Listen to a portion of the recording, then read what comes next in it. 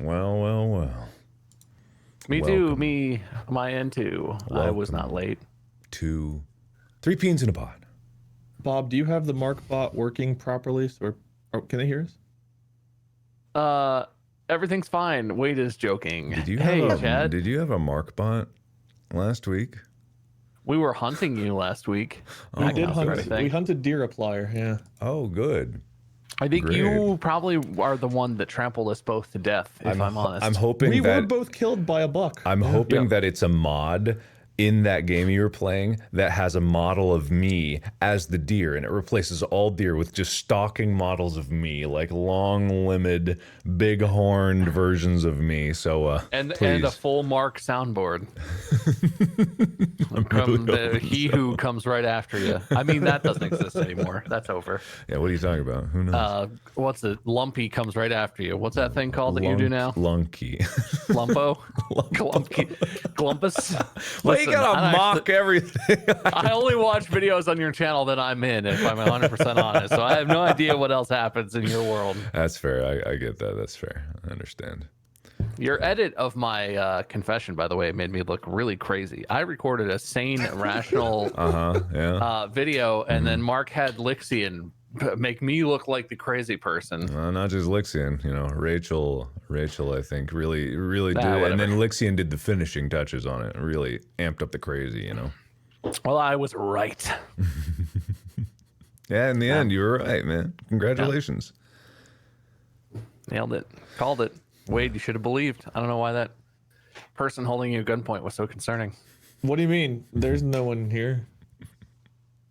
That was in all honesty, that was really weird to film. That was one of the weirder filming things I've done, because it was a day where we had a lot of crazy things going on in the news. Yeah, I know. And I was right? like glued to the news, and I was like, shit, I need to get this thing done for Mark. And then I was like halfway like I got ready to do it. I was like, is it okay to film this today? Okay. It's just everything I'd been like eating up watching TV and like keeping up online. I was just like, let's just pretend to be a hostage for 2 minutes. That's fine. That's normal. Normal people do this. Anyway, are you sick of that bit yet, Mark? I mean, I never expected the bit to take off in the way it did, so I'm just gonna move on, take a hard left from it. That was so funny.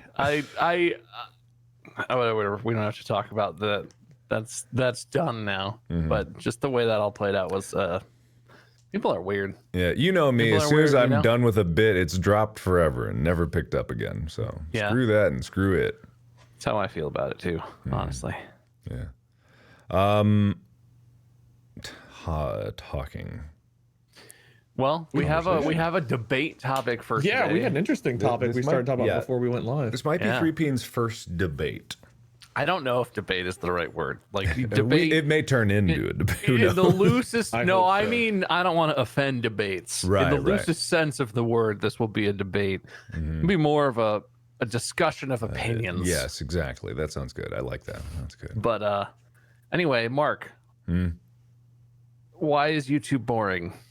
See, and there you go, posing that question in the way that, you know. Well, it's not a biased question. That's a totally neutral question. Why does YouTube suck a big asshole? Explain yourself. Me as representative of YouTube, is that what it is? You speak for all of YouTube. Are you Wade talking speaks for all of Twitch? Are you talking from a production side or a consumption side? All right, yeah, maybe there's more premise required than that. What we want to discuss is each of us prefers each of us has our own preference for what kind of content we like to make and how we like to do it. And we were just right before we went live, we were sort of just bullshitting about why we like different things in terms of streaming versus recording content for YouTube versus, I don't know, some other stuff probably that you can do to make videos. Those are the only two I'm aware of. But like, we want to discuss what it's like to make content and what we like or don't like about different types of content creation. And I have no idea how to, I don't know, do you have like a thesis? Anyone have an opening statement for this? I have no idea how to get this started. I think you're on the right track. The basic principle is that some people prefer streaming as a way of creating content or interacting with people or just like spending their time as a quote unquote content creator. Some people like streaming. They do that. I personally don't, because well, for various reasons that we're going to get into, but I prefer making individual videos for YouTube. I do stream, obviously. Right now, it's evidence that I do stream. There are some aspects of streaming that I enjoy. I do enjoy. However, I prefer to make videos by myself, or like just generally individual videos that I can put up on YouTube. Does that sound? That's like a good, almost like an opening argument for like, or you stated what you preferred. Well, let's start with that. Okay. You stated what you preferred. Wade, do you need a minute, or do you want me to go install for you, or are you ready? You want to state like, what do you like doing the most? Oh, I'm what good. kind of content? I can talk. If you had to put a thesis statement, it's like, what's better for content creators, streaming for, or in your YouTube? opinion. Yeah, streaming or so I'm YouTube gonna give a forked tongue answer, because I think both. I think it depends on the person. I think it makes a lot of sense, Mark, that you prefer content creation because, one, you're really, really good at editing and you're very creative. But I also think your introvertedness adds to that, because you don't have to worry about dealing with people directly when you're making a video. You can talk to your audience, but it's much more obscure. Me, I'm an attention whore.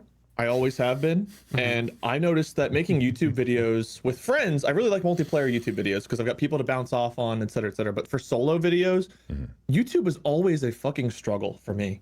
Doing any solo content. I remember playing games like horror games. I remember doing Kona, which is like a kind of spooky investigation game, whatever. But like, it was just always a bit of a drag for me, because it was like, okay, I've got to chop down 50 trees. What am I going to say? I guess I can cut all this out. But there was just, in my mind, I was always worried about what I was going to talk about. What was I going to say? What is there, like, oh, let me find something.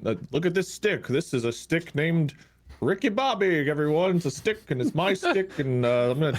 This is a box named Tim. What a stupid idea, Wade. I mean, yeah, that kind of came naturally, I think, for Mark. Whereas me, I always tried to force things because I didn't know what to talk about, so I would try to force something. But with Twitch, if I ever have a moment where I don't know what to talk about with Twitch, I can literally just look over and read chat. There's always like, people are very generous, so there's always like notifications to read there too. But like, it's like worst case scenario, I've got nothing to say. It's like, chat, ask me questions, and I'll see something that'll get me started on a whole nother topic. And I don't know, I really enjoy that. I enjoy the live feedback with people. They can be like, Wade, you're an idiot, and I'm like, you're right. And I don't know, I enjoy that aspect too. I think it all boils down to how many times you tell your audience to shut up. Because for you, it's like you go to them for content. For me, I'm like, chat, shut up, get out of my way, I'm talking. And that's kind of like my YouTube thing. I'm like, you don't know what in the hell is even entertaining, go away, I'm in charge. Maybe that's your audience used to be like your audience used to be known as like the Markipliers or whatever. They didn't get known by anything. The minions, well, that was a fandom like way back when. But I call my chat little shits now. They don't really have an official. They're just all little shitheads. So I call them little shits. That makes sense. But I don't know. It was like when we were on tour. I think I had this realization on tour, like when we were doing the first practices in Tulsa or whatever, and we had nobody besides that one guy who looked really displeased in the front row watching us practice. It was like, this is going to be the worst thing we've ever done. And then the first time we had a live audience, I fed off of the crowd's energy so much. Yeah. And I have that same thing with Twitch too. It's like knowing that there's people watching me live puts me in like this pressured scenario that I really feel like I thrive in. Whereas whenever there's not eyes on me, I just want to like itch my ass crack and pick my nose or something. And I'm like, oh God, I can't believe I got to talk to nobody and pretend to want to be here. But with Twitch, I actually feel compelled to be like, oh, I have energy. And then as soon as I click end stream, my energy and adrenaline crash, and I just want to go lay on the couch like a potato the rest of the day. So I think that's interesting, Mark, that I've never seen it that way, I guess. How you always tell chat to shut up and stuff. That's also a core part of my interaction. But I would say that my preferred type of content creation is streaming. My favorite way to do basically what we do is live on a stream, and I will say there's a different part of it where if I had to pick a type of video to make, I would always make multiplayer videos, because I feel like single player videos, I don't have the type of personality where I'll just generate a bunch of bullshit that I can riff on and make entertaining. I will just sit and silently play a game, especially if I'm enjoying it. I'll just sit and I'll just do the game. And like, but if I'm with people, my motivation is heavily trying to get whoever I'm gaming with to laugh. And not in like a sellouty way of like, I'll do anything for a laugh, but I'm always like, what would be shocking right now? What would be like, well, how could I react to this? That would be nonsense. That would defy people's expectations of me, because I'm generally in real life, like I'm a reserved person. I would say I am funny, but I'm not like that person who's always just funny no matter what. I can be funny or I can be dead silent, and that creates a really confusing expectation for people, because some people who know me, especially if they know me in certain contexts, would think I'm a super serious, like anyone I went to law school with probably thinks I'm a super dull, super serious, like focused sort of person. But it's so I would rather make a multiplayer YouTube video than stream by myself a lot of the time.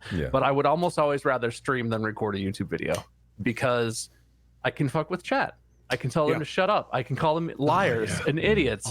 The dynamic of hating chat and telling them that they're idiots just to get a reaction, especially in situations where they're not doing anything, is like, there's something about that I find really entertaining, more so than YouTube. And I do think I get why you like YouTube, and my answer is different than Wade's, because you have a more specific vision. I feel like when you start, even when you're just making like, like 3 scary game videos or something that an outside observer might see as like, oh, just another, Mark's cranking out content, whatever. You go into that usually with some idea of like, okay, I'm gonna do this persona, or I'm curious about this specific part of this game or this character, and you have like, you either have or you develop an idea of what is the thing in this video, what's the idea, build it out, riff on it, or in editing, find it and edit it, have your editor make it so that that's the focus of the video. I really don't approach it in that way. I'm here to like react, and it's more like improv. My entire life is more like improv. But you have a much more specific creative direction. I think well, that's pretty much it. I mean, how do you react to that, I guess? No, I mean, that makes a lot of sense. It's about, when you make a YouTube video versus streaming, you are trying to craft a product that is technically going to live, quote unquote, forever. So for me, when I make things like that, even gameplay videos, it is just very much like, okay, what is this unique entity here, this one thing? Whereas streaming, it's very open, unless there are people that do like high production streams and live shows and stuff like that. And I think those fall under a different category, because like in terms of performative, it's about the same in terms of playing games streaming or playing games on YouTube. It's harder to do like, it's nearly impossible to do like sketches and stuff live unless you're doing some kind of a play type thing. But for me, I feel like streaming it chains you to a desk for 5-6 days a week, hours on end, and it becomes very much like a regular job. And I'm not saying that what I do with YouTube isn't a regular job, but it does feel like I have more freedom as primarily a YouTuber than a streamer would. And I look at streamers that are on for 12 hours a day, and I get that for most of the people that stream, they would be there 12 hours a day playing game anyway. But it's like I often feel like they would have more time to do things if they didn't stream so much, you know what I mean? And yeah, they do have YouTube channels where they put their streams and cut downs on YouTube, and that's a successful way to go about it, and it can definitely like be beneficial to do. But that's why I don't just do game stuff on YouTube. I do creative endeavors. I feel like I can be more creative just doing YouTube videos. So for me, I will say that I think making videos on YouTube is better than streaming. I'm gonna say it. I think that's a funny perspective on it, because I feel exactly the same way that streaming, you are tied to the schedule and you set the schedule, and I think a lot of streamers go really overboard, and like the grind is part of it. To get from 0 followers to it being your career, the grind is necessary. And like I have lived that life where I streamed more than I do now. I stream a good deal these days, but like that is hard. But that's actually something that I think I like about it. As a person who gets distracted by everything in existence, that having a set schedule where I have to do something, and it's not like I have to get this done, you know, nebulously. There's a deadline. It has to be posted a certain day or something. It's inescapable. I have to stream on my scheduled stream times, and I still show up late because I get distracted and thrown off track. But I like that structure. A little bit of structure, and especially structure that I get to control, makes it less mentally taxing on me and makes it feel less crazy. When my life was only trying to record, and it was like, you can do whatever you want. I could be as creative as I want. I could sit down and play a game. I could try and come up with a more complicated idea to execute, to record. That's like too much freedom for me on a daily basis. That leads me to decide nothing. That leads me to be less productive. Then I get what you're saying about losing the time of constantly having, you know, streaming 5 hours a day, 7 hours a day, whatever. You can't do anything else. But I need that. I'm like a child. I crave that structure. And like you could still just cancel a stream. I know streamers treat their schedule and the grind like it's some sacred thing. It's not a fucking badge of honor that you streamed 100 hours this week. It's great for you because it means you probably made good money and it means you got good growth. But you're allowed to take time off. If you have something in your real life that you have to take care of come up with family, or, you know, like I'm buying a house right now. Mandy and I are buying a house. I've canceled several streams because I had to be on the phone with people and getting paperwork together and finding financial documents and all this boring shit. It's not a badge of honor that you put your stream over anything else in your life in terms of importance, but you do, like, you have to prioritize it. So I totally agree with what you're saying, but I see that also as a benefit for my personality and how I like to work. I do think streaming definitely takes a lot more time. YouTube, it's like you could spend a day. This is also, I'm speaking about from a gaming perspective, because obviously, like Mark, I think another one of the big draws to YouTube is you've done so much really cool shit. We've gotten to be a part of some really cool shit that you've gotten to build, like a heist. Even the video where we just got like smash fucking bottles and fake bricks and shit over each other, like that was really fun. But just all of that stuff and the toys we got to play with over there, like that's really, really cool. I've never been great at editing. Obviously, Dana edits all my YouTube videos still, but I've always felt a disconnect from my product on YouTube and myself because I never felt like I was a good editor and I never put the time in to become one. But with Dana editing, it's like I would just record a video and I would never see anything again other than the comments posted because I wouldn't watch my own shit and stuff. Where with streaming, there's like that live feedback aspect. And I don't know, I've gotten more comfortable being myself through streaming, though. Like you said, it is a much more big time investment because you stream, 6 hours one day, and it's not like you can take it's like, oh, I'm done for the week, I've got all my stuff done. Because it's like streaming, you have to stream, somewhat consistently. You don't have to stream 10 hours a day, but you do have to stream somewhat consistently because you're really making your revenue while you're live and so on and so forth. Whereas YouTube, like I said, I could grind out an 8-hour workday on YouTube and it's like, okay, well, I've got videos for the week done, or I've got videos for 2 weeks done, and that's what we would do for the tour. Is I'm sure we all grinded a bunch of content and then either tried to get it edited or edited while we were traveling and stuff. And you guys were working on one of the tours. I know you guys were working on Who Killed Markiplier. Yeah. And you were editing that on the go. But like with streaming, it's like if we didn't stream from like one of the venues or whatever else, it's like then you're just not making any content. So the con to streaming is you constantly have to be doing it. It's much more of a time investment, I think. And there's that pressure of being live, not being able to edit anything out. Then you also can't. You can add some. I mean, streams come a long way now where people do a lot of like cool scenes and fun transitions and stuff, but there's still something about a YouTube video. I like watching content live, but I don't like watching stream VODs. And people are always like, wait, I'm going to watch the VOD. I'm like, I don't know why you would. I hate watching stream VODs myself because a YouTube video, like talking to chat live is one thing, but when you're watching a video after the fact, it's like someone like goes on a tangent talking to their chat. And it's like, play the fucking game, fucker. That I'm that person watching. I would never say it, but in my brain, I'm like, come on, I just want to see what happens. I'm watching RimWorld. Play RimWorld. Play it. And watching YouTube, it's like, okay, some of the boring shit's cut out. I can actually see the action. I can kind of doze off watching somebody mindlessly grind in this game or that game. So I enjoy both content in different times, different ways, but just my personality, I think, meshes better with streaming than it ever did with YouTube. And I still love YouTube, but I don't know. I really feel like I hit my stride with live content more so than I ever did with YouTube videos. And I never did the creative stuff like you do. And I think that would affect me if I had the creativity and the drive and the talent to do those kind of videos like you do. I would totally, I think, enjoy YouTube a lot more than I do. Or I shouldn't say YouTube in general, but just video creation versus live streaming.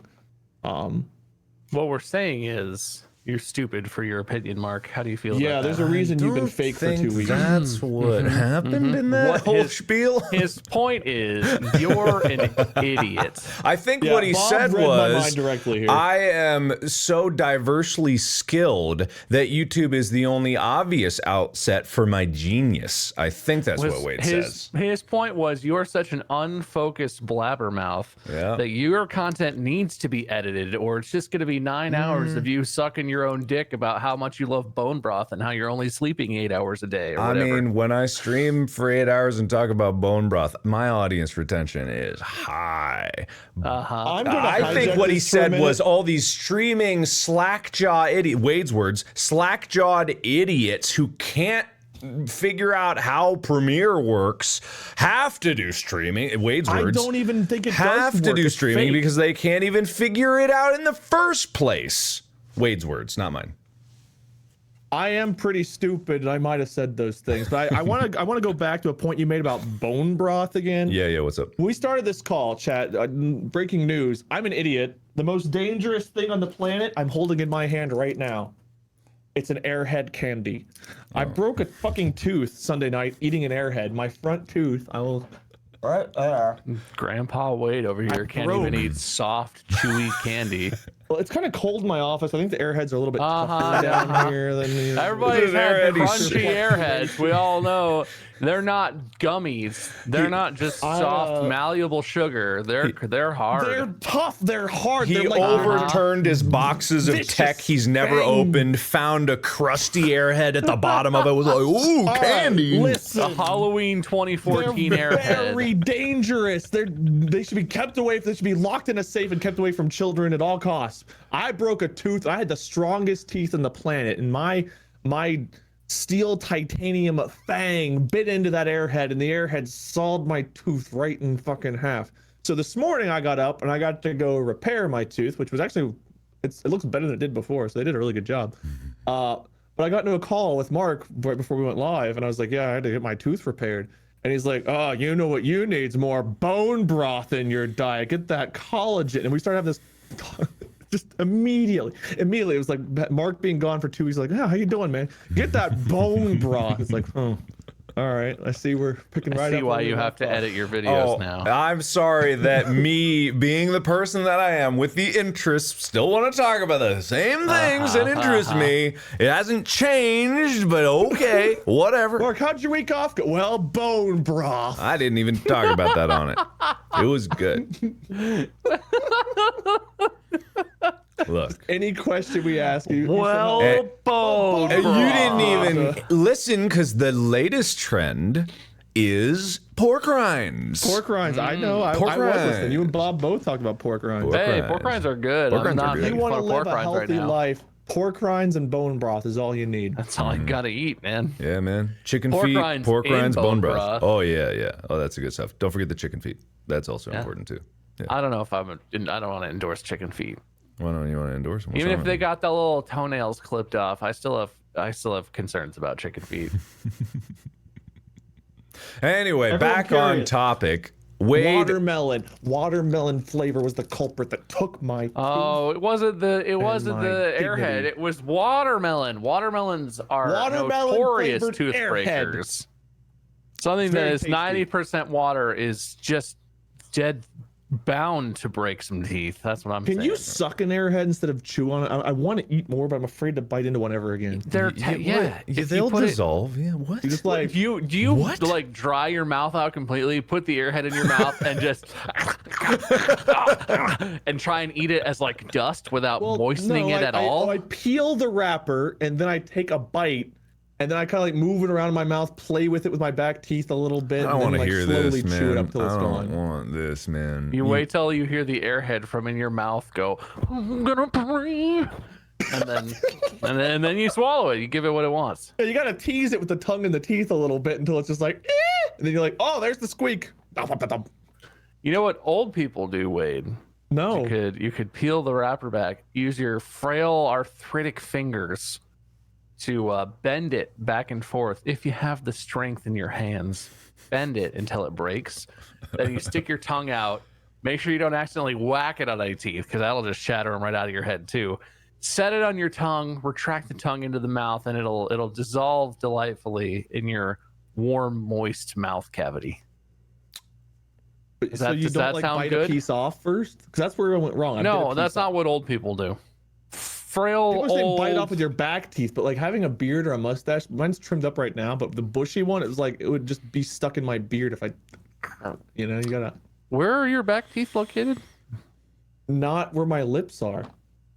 I'm familiar with really teeth like... and beards, and I cannot imagine how biting something with your back teeth gets it stuck. How do you bite something off? Like if you're eating a chicken wing, how do you put the whole bone in your mouth? Like how do you get it to your back teeth to bite? Why are we biting chicken wings with our back teeth? What is happening? The airhead is very similar. What you do is you open your mouth, you peel the wrapper back a little further, you stick it in your mouth from like the side so it touches maybe the corner of your lip. You know all those teeth you bypass to get to the back teeth?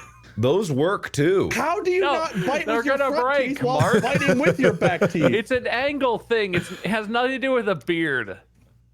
You know what? I'm starting to think more and more the problem might be. Can I get a YouTube tutorial of how to eat an airhead with my back teeth, please? I've sat with you, Wade, eating wings a lot. Have I not looked closely? Do you pop the whole wing into your mouth? No, I do not. I swirl it around, spit out the bone, because I swear. Yeah, bite. I was told by the dentist the reason I'm a nail biter too, but the reason front teeth tend to chip is biting things where you put like your bottom teeth and your front teeth together and bite into something, because your front teeth aren't really designed for that or whatever. So when you're biting into like my teeth itch now that we've been talking about this so much. It's very strange. They itch. My teeth itch. That's weird. How the fuck do your teeth itch? They itch. I don't know, man. I feel my teeth. I don't like it. I don't like it. I just need to know how you bite an airhead without using. If you pull my stream up, I will show you on a comb that I use to comb my hair, the physics and geometric problems you need to solve in order to bite something with only your back teeth. That is the shape, approximate shape and size of an airhead. Let me know when you got it pulled up. All right, I've got it pulled up. All right, I'm gonna make my face extra big just for you. Okay, please. Here's the face. I'm on a little bit of a delay for some ready? reason, but I think that's on my end. So here's my comb. This is my airhead substitute. Okay. What you're gonna want to do: open your mouth, open your chompers.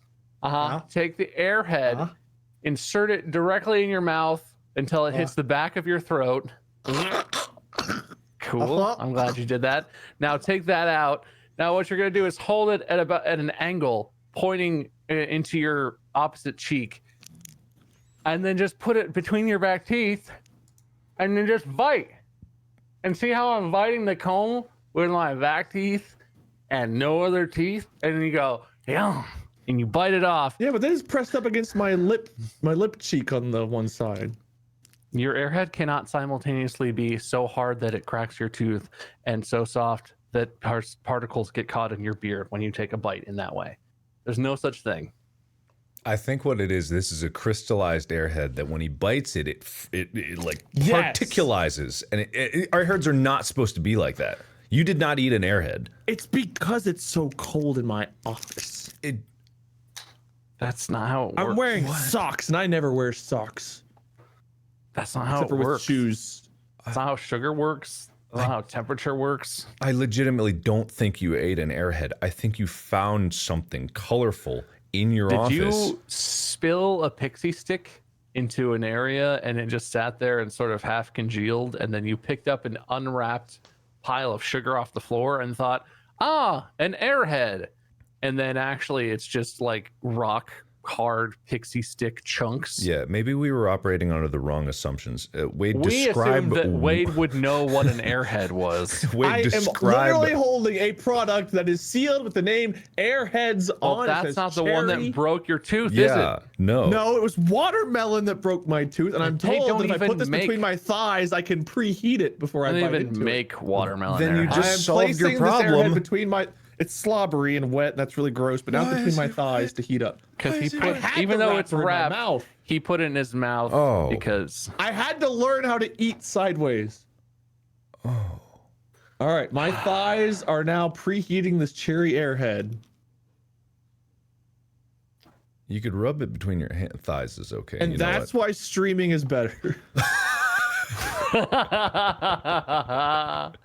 you know what? As Good ineffective argument. as that argument may be, it is irrefutable. Thank you. Thank you. There's not a Where thing that else? Mark could say to prove any of that wrong. You I don't get this guess. kind of content in YouTube videos. You only get good content. If you want shit content, you are the right place. Truer words. Truer words, my friend. Now My what we thighs don't naturally go together like this. This is really awkward feeling. Can I just sit on it like a egg or something? Put it in your armpit. I said you could rub it between your hands. It's No, frictional. Colin, why are you ruining this? Come on. Okay. I really put it in my armpit first, but hands is also. You know probably where the good. warmest part on the human body is? Between Ball my ass sack. cheeks. Inside okay. the anus. Oh, you Ball dude, sack is actually colder than the rest of the body. After Dr. Gorilla Hands, I don't know that that's true anymore. There's too much of a cavern. It gets too much of a breeze in there. It It's like a cools it frost down right cavern away. at Yeah. this point. Yeah, I get you. There's stalactites, stalagmites, icicles. If you got This is a steep stalagmites slope. or interior tights, Wade's pants. This is- Wade walks around a corner and gazes down a long tube. The wind whistles. Wade says to himself, "My anus will never be the same." if you can hear an echo from inside your own ass, you got problems, man. I could yodel into that puppy. When you sit down to make number twos, they just come rattling out. There's no making. It's like a. Never mind. I'm not gonna go. You know that boulder Oh, from come on, Indiana we're fully committed Jones? to this. I mean, it's That's what Wade go to the sitting on the toilet is equivalent to trying to swap the idol with the sandbag. It triggers an unstoppable chain of events. You gotta just hold on and wait for it to reach the end. Yeah. Yep. And that's That's why why- streaming is better than YouTube. Irrefutable. You know, I originally at the beginning I forgot that, you know, just video creation as its own also exists in other forms now. TikTok is another avenue by which people can make standalone video content. You can stream on TikTok, but it is technically short form video content, whereas YouTube is more long form. There is some short form, but that is another avenue of content creation that we have not TikTok considered. is sick, dude. It is. Privacy concerns aside, like their algorithm is pretty impressive. I gotta Oh admit. God! Don't post anything on TikTok. Oh. Tick tick. Oh, yeah. Tick. Don't post anything, but watch it. It's great stuff. Oh, it's getting so soft. Okay, I think we've lost Wade. I'm just super excited. I don't think I'm gonna eat this right now, but I just wanted to make it soft. Did I say something wrong? Everyone is saying you can stream on TikTok. You can I go said, live on TikTok. I said you can, right? They're I thought dumb, that was right? what you said. That is what I said. They're all No, you're idiots, not right? even real, dude. What's it matter what you Yeah, said? no, that's right. Hey, shut up. Hey, you're interrupting our podcast. Shut up. Where's the Yeah, keys? Can you get 'em. dangle keys in front of their face again? They're not There's a supposed really to be here. hard. Is there a button, like a pants button in this Airhead? There's a perfectly round hard spot. Right? Is my tooth sealed in this one? That doesn't even make sense. Why would it be? What? Those cannot be airheads. I'm not gonna pull up the stream and look. I'm just You gonna can't see assume it. Yeah. Wade can't can't see it. There's a- read, and what he's holding is a Jolly Rancher, and he doesn't know what airheads are. Cherry. Jolly Rancher. You sound it out, Wade. A rancher. Oh God, you're right. Hey, what the hell? I saw that, Lorelai. Lorelai just blocked butthole on my stream. Blocked the term butthole. How dare you? How Chat, do you see this button lump? Anyway, How dare you? I think our debate is pretty much settled. The question that we raised or not, I'm not sure. You see that? Oh, and now Automod is going crazy because everyone's trying. Look at what you've done. Look at what you. My mods are out of control. My mods Pretty are sure gone you rogue. did that, Mark. No, they clearly. That's hard as can be.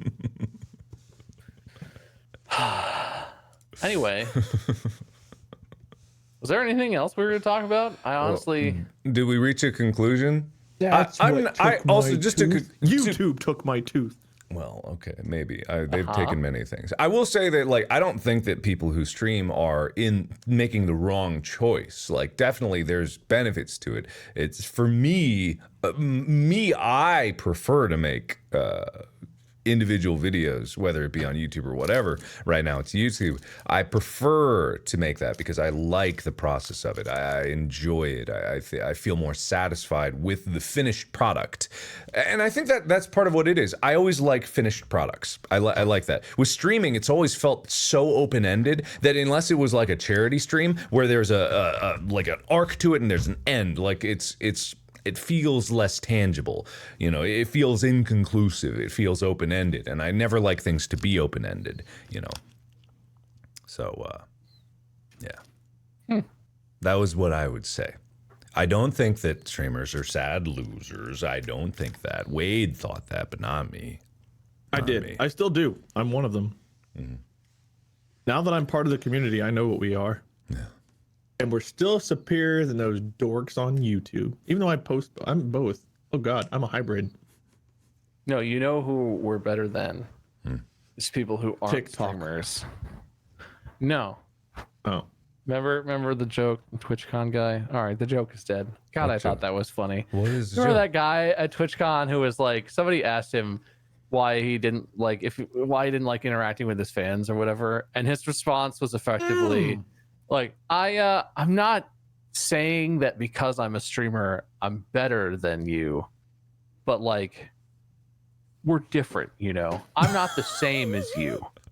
Then that, and everyone like lost their shit. That was like 5 years ago version of all the streamers now who were like, $5. You can't afford $5. You want me to stream for you and you're not even gonna subscribe to me? Yeah. $5. That happened again this past week. Where there was some guy who went viral on like live stream fail or something because he has every stream he has like a donation goal, and if chat doesn't meet the donation goal, he just cuts stream. And he was giving chat shit. He was like, "No, I'm ending it. Look at that. You've only donated 45 of the $50. I'm ending it right now." Oh my God. The fuck? What's wrong with people, man? Maybe streamers are worse. No. God, if we wanted to go through YouTubers' dirty laundry, I mean, we'd that's have true. to look at YouTubers various do some terrible prisons. Like, it's it's shitty people across the board. It's just, I think it's just boils down to preferential of how you like to create things. As at the end of the day, it's entertainment. That's what it is at the end of the day, and people like to consume entertainment differently. So. I would say some of the shitty YouTubers are probably worse than some of the shitty streamers because this is the only reason I say that. When you're live, whatever you say, even if you want to word it a different way, is just already out there and gone. It's out of your hands. YouTube, you have, unless you're streaming on YouTube, but videos, you have the opportunity to edit and remove things you say that sound really stupid or outlandish or you shouldn't say. And if it still makes it past that filter, or even if you have an editor, multiple filters and gets out there, then you got even a worse problem because you're not even self-aware of the fact that you're an idiot and a monster and stupid and evil. Yeah. Twitch, you know, I can see, obviously people say stupid stuff on Twitch, but I can see where sometimes someone's trying to make a point and like something they say gets taken out of context and it's like, oh my God, they said that thing. And one, they're either saying it sarcastically or they're saying it, you know, as part of a bigger thing, whatever, or they're just an idiot and misworded things. But yeah, with YouTube, if you post something on YouTube and it gets out there and it's like, I don't know, you had to, one, say it, and then two, let it pass your filter and or an editor's filter, and everyone's just like, that's fine. That's a good thing to say. Let's post it on the internet. So that's why streaming is irrefutably better. Yeah. All right, cool. That's a good closing That airhead argument. tasted really trying to weird. I say should not have something, eaten Mark? that. No. The taste was off. I was just flabbergasted by the amount of truth he was dishing out, and I felt humbled by it. Okay. Dude, if you cut me open from like chin to ball sack, only truth will spill out. What does truth look like to you? It's very messy. Do you want to see the truth of me? Probably a bit more God. fat on the truth than there should be too, if I had to be honest. That's not good. That's not good at all. Yeah. Yeah. Cut me Anyway. open chin to balls, and my fatty truth will be exposed to the world. Okay, man. Why chin to balls? Why just the chin? The other parts aren't full of truth. You know what's in there. Do you think the things Come on, in the man. mouth are true, Mark? No, Can't be all truth. How's he alive? Like cutting open a puffer fish. There's a poison gland in there. You don't want the lye sack out of there. You know the lye sack I'm spilling out now. Is that what happens when people are liars? Their lie sack is like leaky or just big. It's like It dogs excretes leaking anal extra glands. lie juice into the Yeah. body. Yeah, occasionally go to the doctor and have them squeeze out your lie glands and clean them out a little bit for you. They get that- real nasty. Express your lie gland. Express your lie. Yeah, I got your lie glands expressed. You can do it at home, but it's very tricky.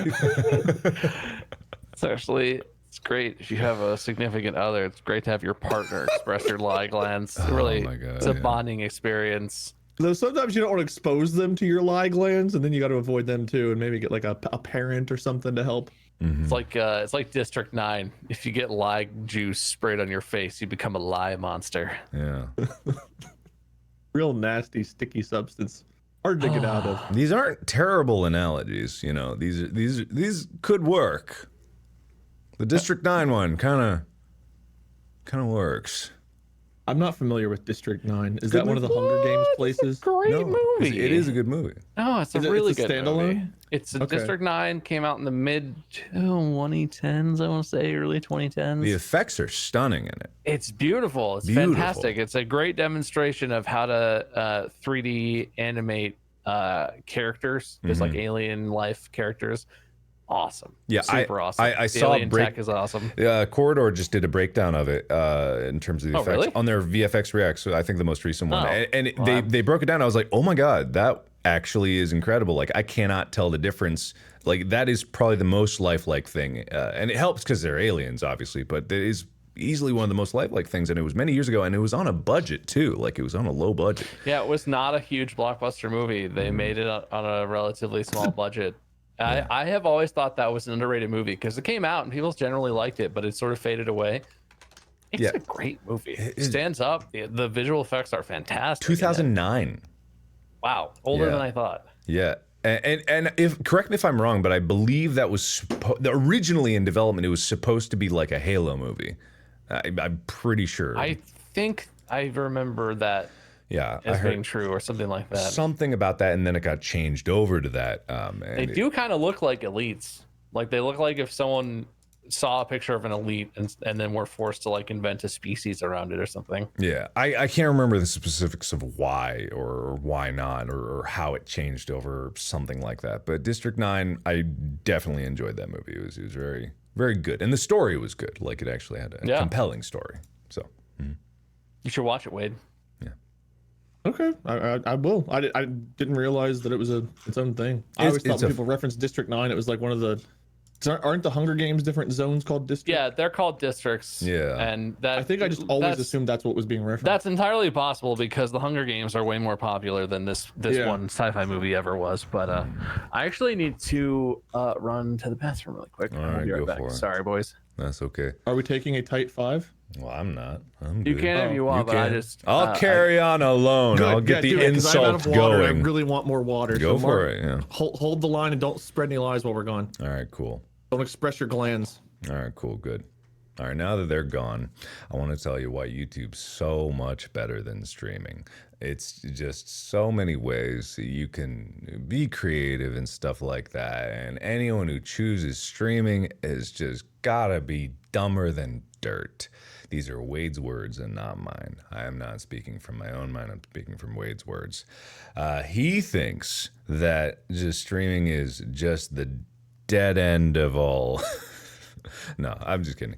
It really just comes down to personal preference. So I don't want anyone thinking that one is better than the other, like especially in terms of like the people that try to do streaming versus YouTube as like a career path. And I always advise against looking at it as a career path, because creation has to always start from a place of wanting to express yourself, and whatever creative aspect you're trying to do, it has to come from that core. And if you don't enjoy what you're expressing about yourself, then you're never going to enjoy doing it.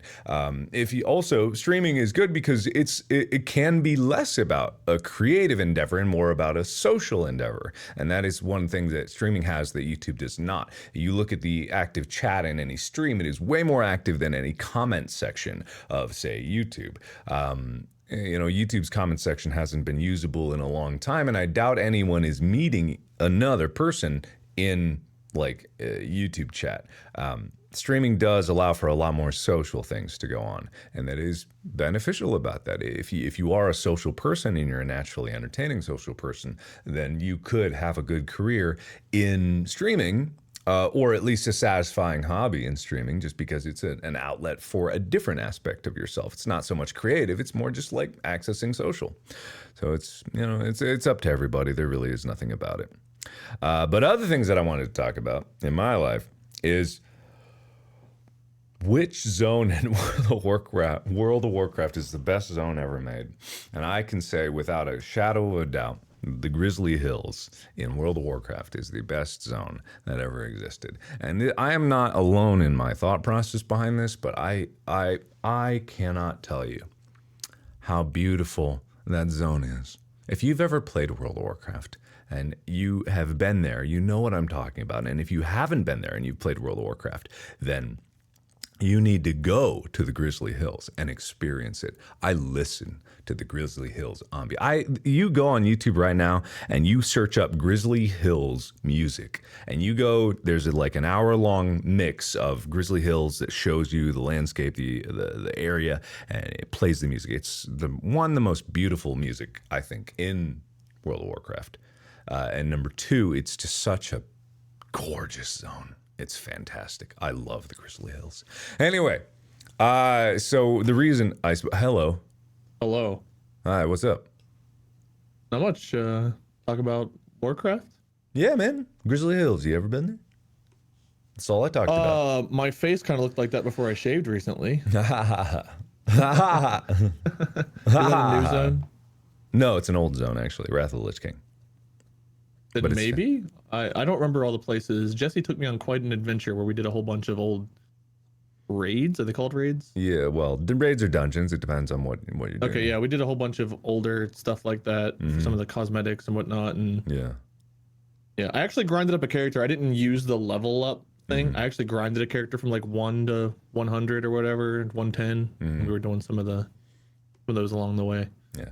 Anyway, I was mainly talking about like game music that stuck with me, because the Grizzly Hills in World of Warcraft, I actually listened to it recently, and it just made me remember how much I loved it and being in that zone. And like game music in general, I think it's just something that a lot of people overlook.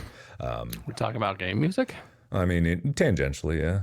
Interesting. It's like in World of Warcraft, there's this zone called Grizzly Hills, and the music in there is just probably some of the most beautiful game music I've ever heard in my life. It invokes a lot of memories for me, which is number one why it's important. But also the first time I went into that zone and I listened to music, I'm like, holy shit, this is too beautiful. What the hell is happening? Like the whole zone is gorgeous, but the music is, it enters your soul. It's that kind of music. It just really just sticks to you. Oh, Howling Fjord is great. Don't get me wrong. The intro to Howling Fjord is great, but being in Grizzly Hills, you would never get tired of that music. Never, ever. There's a A lot of good times. But game music in general, just like I thoroughly enjoy really well done game music and ambiance. I don't normally notice or pay attention to the music all that much because I guess I'm just like so caught up in whatever the story is or what I'm trying to accomplish. But like some of the games, like I remember really enjoying like Skyrim's soundtrack, even just the opening like menu music, all of that. Any Star Wars game, Star Wars music's always like been amazing to me. So like all the Star Wars games, hearing like the different themes play and stuff. I don't remember WoW's music all that much. I only played it like enough to level up one character or whatever, and I was kind of like talking to a friend along the way, so I wasn't really paying a whole lot of attention. But there is something to be said about music that just really, like I've noticed with movies more. I haven't noticed it in games as much. Movies and shows, I've definitely noticed the soundtracks a lot more lately. Trying to watch shows like The Mandalorian and stuff where they have like different characters, like the Star Wars universe characters have. I'm sure a lot of, I think in Marvel, probably everything where certain characters have their own theme. So like there's Captain America's theme or Luke's theme and so on and so forth. I've been much more on top of noticing when those kinds of things start playing. But I haven't done it as much in gaming. Dude, I really should focus on gaming. Theming is something that is neglected a lot in movies. Not so much lately with the advent of like superhero movies because it's iconic for like superheroes to have themes. But like there's so much emotional resonance and inherent nostalgia when you hear a theme evolve. You know what I mean? Like you hear it. Like the Avengers is probably a good example of it. Like the Avengers theme, it really had a lot of power in the last Avengers movie when it came up for that climactic moment. That moment literally would not have been as impactful if it hadn't had the build of the characters, number one, yes, the story, number two, but the music also being there to showcase. Dude, it was amazing. It really was. And it's like so many things, movies these days, they often will score for emotion as if they want people to feel a certain way, and they won't score for like themes and like stuff like that. It's why a lot of Wilbert Norman's Skimbo Bumbos, Flumby Dum. Oh boy! What movies you talking about, Mark? Inception Man. Who did that guy? Philip J. Hoffman. No. Oh, what's his name? Help. Leonardo DiCaprio? No, the director. The director. Scorsese? No, Inception. Yeah. What's his name? Wes Anderson. Christopher Nolan. Christopher Nolan, yeah, and Hans Zimmer by extension, yes. That's what, like Hans Zimmer has done all the scoring for Christopher Nolan's movies, I believe, and Hans Zimmer is a good example of making very simple but iconic themes for Nolan did the Batman like movies too, right? The trilogy, Dark Knight trilogy. Yeah. Was the music good? Those were really good. Again, Hans Zimmer. Hans Zimmer is really good at that kind of stuff. Like it's like he has like some videos on YouTube and masterclass I think that I've meant to watch but I haven't. But just like getting musical iconic things that people can remember and relate to and build emotions off of is so. It's so overlooked. It's hard to do, but also like if you get the right people to do it, why wouldn't you do it? You know what I mean? It's why in a lot of the videos that I make, I have like I enjoy recalling certain musical themes to it because it puts people in the right mindset and it makes the connection obvious. So like I just like that a lot. I think it's not done at all. I haven't seen Tenet yet. I want to, but haven't seen what? Tenet. The latest Christopher Nolan one, but I haven't seen it yet. Yeah, music's pretty good. I like music too. It's weird for me to yap on about music so much because I do not listen to music in my spare time. I don't pursue music, and I've fallen out of like trying to pursue music a while, like 2 years ago. I think I just meant to. I like game music though. I like scores. I like soundtracks. I like ambiance. I have a lot more appreciation for it. So through doing Twitch and YouTube, I've gained a much larger appreciation for animation and sound than I think I ever did before. Like I never really thought about it before, but definitely just the process of animating something. Like people have made animations for us or whatever, and then sound and trying to get sound right and trying to do like the music and stuff and fill it in. Because sometimes like I'll watch content like, man, wish I'd put some background music or something behind me, and it's like trying to find the right music. And then you watch something like, you know, like Avengers, like Endgame and Infinity War, and just like the sound is so fucking powerful. The movie's great, the acting's great, everything else. But like this, like you said, there's some moments where it's 100% the background stuff that just takes foothold and takes like over the whole scene. And it's like, that's part of the reason I think why Star Wars, it was so good. The sound in Star Wars was fucking ridiculous. That opening crawl, and just like it really sets the tone for the sound and everything. The sound of the lightsabers, just everything. I don't know.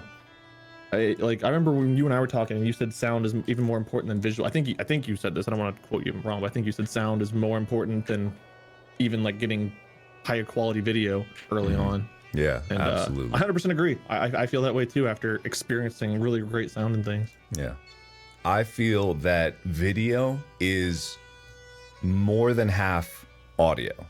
Like video is 60% to 70% audio of the substance of it, because people can lose a story, people can lose track of characters, but even if you don't understand music and you don't know it on an expert level, like I don't know music on an expert level, but I know some of it, but even if you were just, you never read music in your life or never took a music class, you would still understand the emotions of it, because it's so tied into the human experience. Like it resonates with people. It's a language that is unconscious and people can feel it. It's less words, it's more just pure emotion and thought put into the subtext of your content that people don't even need to understand.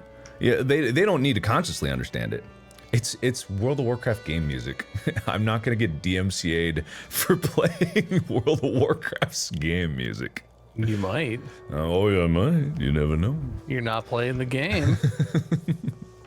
Whatever. If I get my Twitch banned, oh no. What will I do, guys? What will I do? Hey. What? What would I do? That seems like a question for you to answer. What would I do? What would you do? What would I do? What would you do? Man, TikTok streams, baby. Take this podcast to TikTok. We're gonna become the biggest TikTok podcast is the way of the future. I tell you what, though. Probably. You know, you're probably not wrong about that. That's probably correct. That, like, come on, come on, come on, Come on. Come on. come on, Come on. Come on. Yeah, I mean, I have to agree with you on the whole music thing. It feels, I have a hard time, I guess, expressing it, because I feel like I agree with what you're saying exactly, but to me it's obvious. To me, the music is an important part of almost anything. Mm-hmm. And it's something that I guess focus on a lot and think about, even when I'm watching stuff where you can tell they didn't think about the music. Mm-hmm. But it's not even like original film scores and original soundtracks for stuff can be very effective or can be very terrible. But it's even just if you're playing popular music, if you're playing stuff that wasn't recorded for your purpose, there's so much impact that you can have just by having a smart music director, having someone who understands your show and the message, or your movie and the message, or whatever, and understands whatever genre. Like, people usually specialize or have something that they go to, but whatever it is, they like, you know, you don't need original scoring to have music that's intensely impactful and perfect, and it elevates everything that's happening visually to a whole nother level. Yeah. But yeah, it is something. I mean, it's hard. I think it's easy to look at something and be like, oh, they didn't even care about the music, they overlooked it. And I think it's hard to tell if they overlooked it or if they got the best, they got the best music director they could, and they did what they could. But there's licensing restrictions, and there's a lot of technical issues with using other people's music or making good music on your own. It's not, it's as easy as it is modernly to produce really good sounding music with one person and like a MIDI controller and a good audio workstation. It's still not just like anyone who's trained and talented can just always make a banger. Like, it does take, some skill, and you need the time and the investment to really get to a good finished product, even if you have a person who's capable of it. But yeah, it's something that when a project is missing music, when it has crappy music or that it was an afterthought, you can tell, and it doesn't necessarily ruin the whole thing, but it's an entirely missed opportunity. Yeah, exactly. For sure. When it comes to like music and stuff, I recently came across a quote from Adam Savage. Do you guys remember Mythbusters Adam Savage? Yeah. Mm-hmm. He said something recently where he said there's no recipe for success, but there is a recipe for failure, and that's thinking you have the recipe for success. And I feel like music is one of those things where like so many people come out with like a hit song and they never quite replicate the fame from like another one of their songs. And some of the bands like, you know, that have a lot of really big hits and stuff, it's like just really impressive. Because I mean, it's really, really hard to figure out what it is that makes, you know, some of the theme songs so much better than others, or so much more like, I don't know, powerful to hear, or music addicting and stuff like that. I thought that was a really good quote, because like trying to think about it, it's like, yeah, I have no idea. If someone asked us like, how did we get where we are? Not that we're the most successful people in the world or anything, but like, it's really hard to think about like what we would do differently, or what we would do to find success versus kind of just stumbling into it a little bit. I thought that was a really good quote. I just wanted to share it because it came to mind when we were talking about sound. Yeah, interesting. Like, is that quote suggesting that the recipe for failure is being certain that you are on the right path the whole time, or like that you? So, he was answering a Patreon question, and the question was basically like, knowing what you know now, if you were to start Mythbusters over, like, if you could go tell yourself, you know, or whatever, you could go into the past. What would you change about how Mythbusters started, and you know, would you change anything from the get-go? And he basically said, no, I wouldn't change anything, because we ended up being very successful, having a product we loved, and we kind of like slowly figured out what made it successful, what we enjoyed about it, what we wanted to work on and focus on as time went on.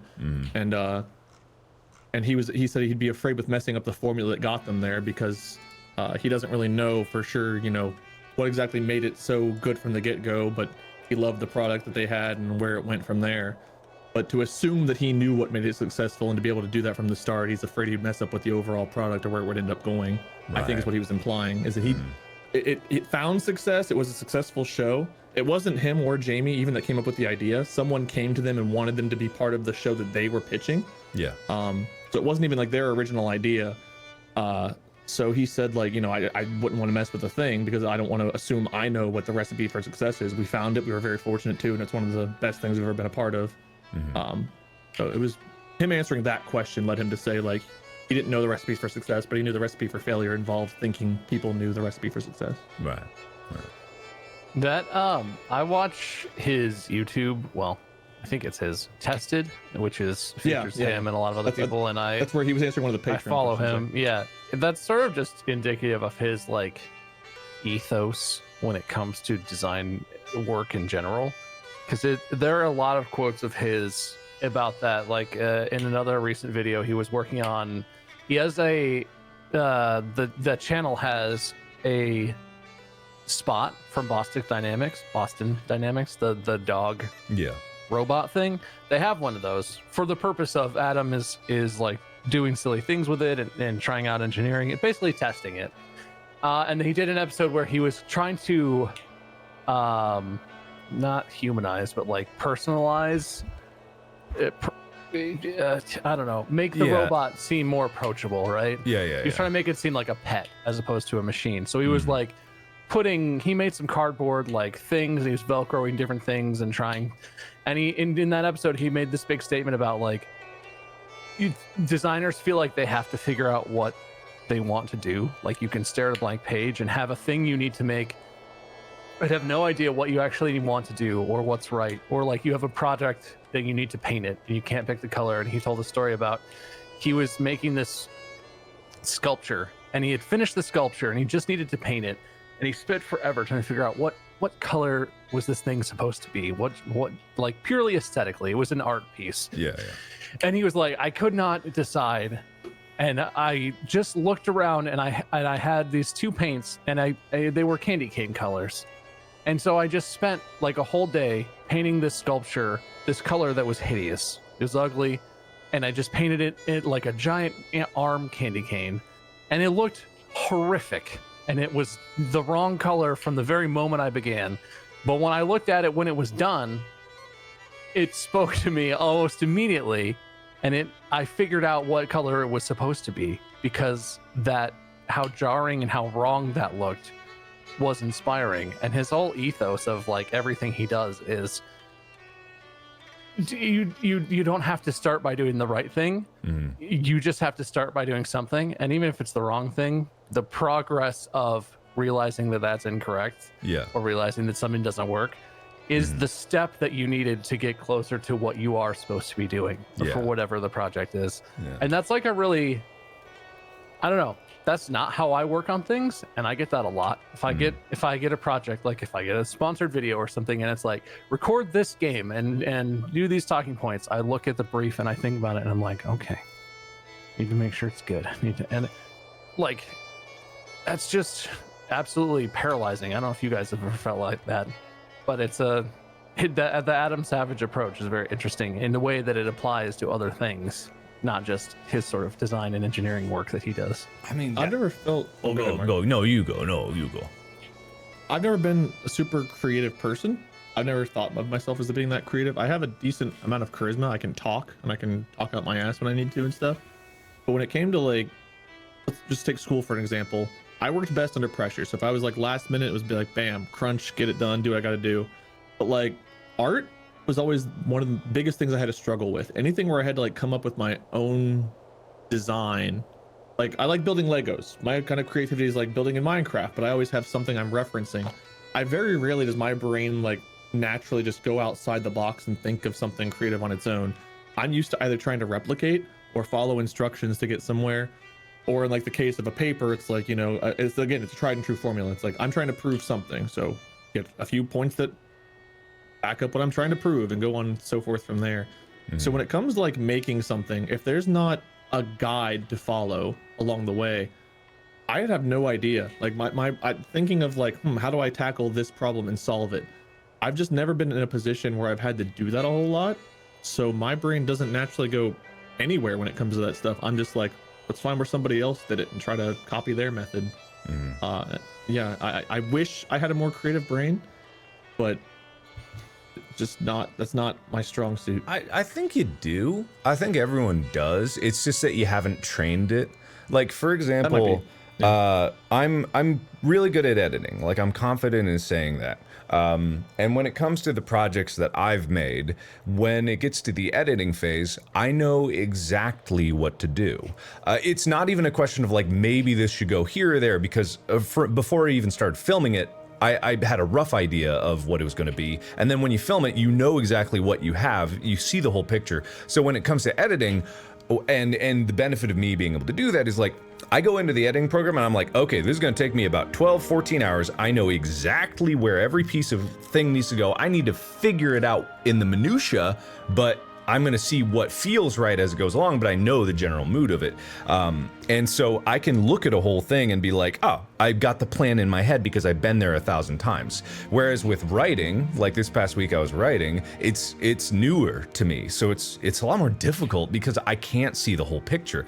I can't see exactly what's going to go where. There's a lot more figuring it out. But when it comes down to getting good at that, it's just like you practice so much that you know what generally works in general situations. So like the brain is always coming up with like random information to shoot out there for creative ideas. Creativity is always happening. You don't have to try. That's an unconscious thing.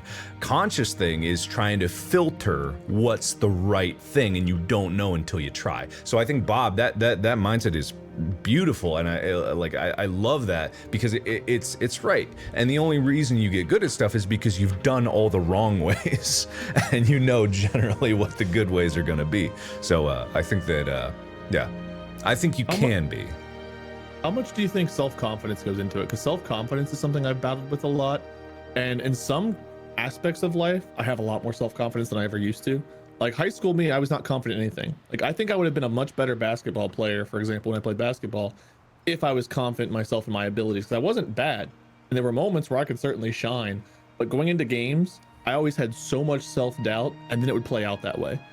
And even doing YouTube and Twitch, like early on, I had zero self-confidence in doing this. Now streaming, it's like I'm so comfortable being myself, it doesn't bother me. But if I have to, like, when we were doing the singing improv, Singing is something I've never been comfortable doing in front of people. I'll make dick jokes and I'll sit there and I'll flail around like an asshole and make myself look like a dick all day long. But the moment like I have to try something that I feel like takes talent to do, I have so much doubt and so little confidence in myself that I feel like it hampers me even further.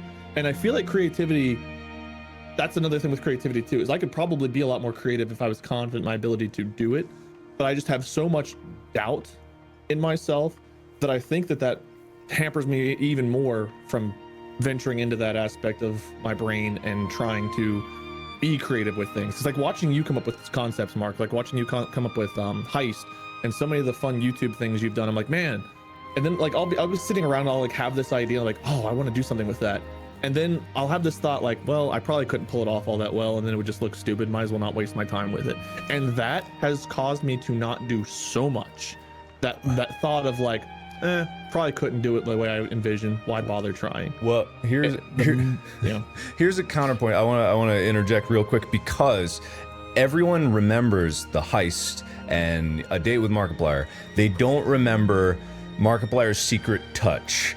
They don't remember. Whoa, I do. I love that. I know you were in that video. If you think back to that video, that is so garbage compared to the stuff I make now. You did it. But exactly, and that's my point. That's the difference. I go into that knowing it might suck. At the time, I was like, it's good. Yeah, it's fine. But looking back, it was your interview with Slenderman, dude. When I was wearing your fucking suit and the weird wig and the okay, that was good. I do admit that was good, but it was technically terrible. Like from a technical standpoint, awful.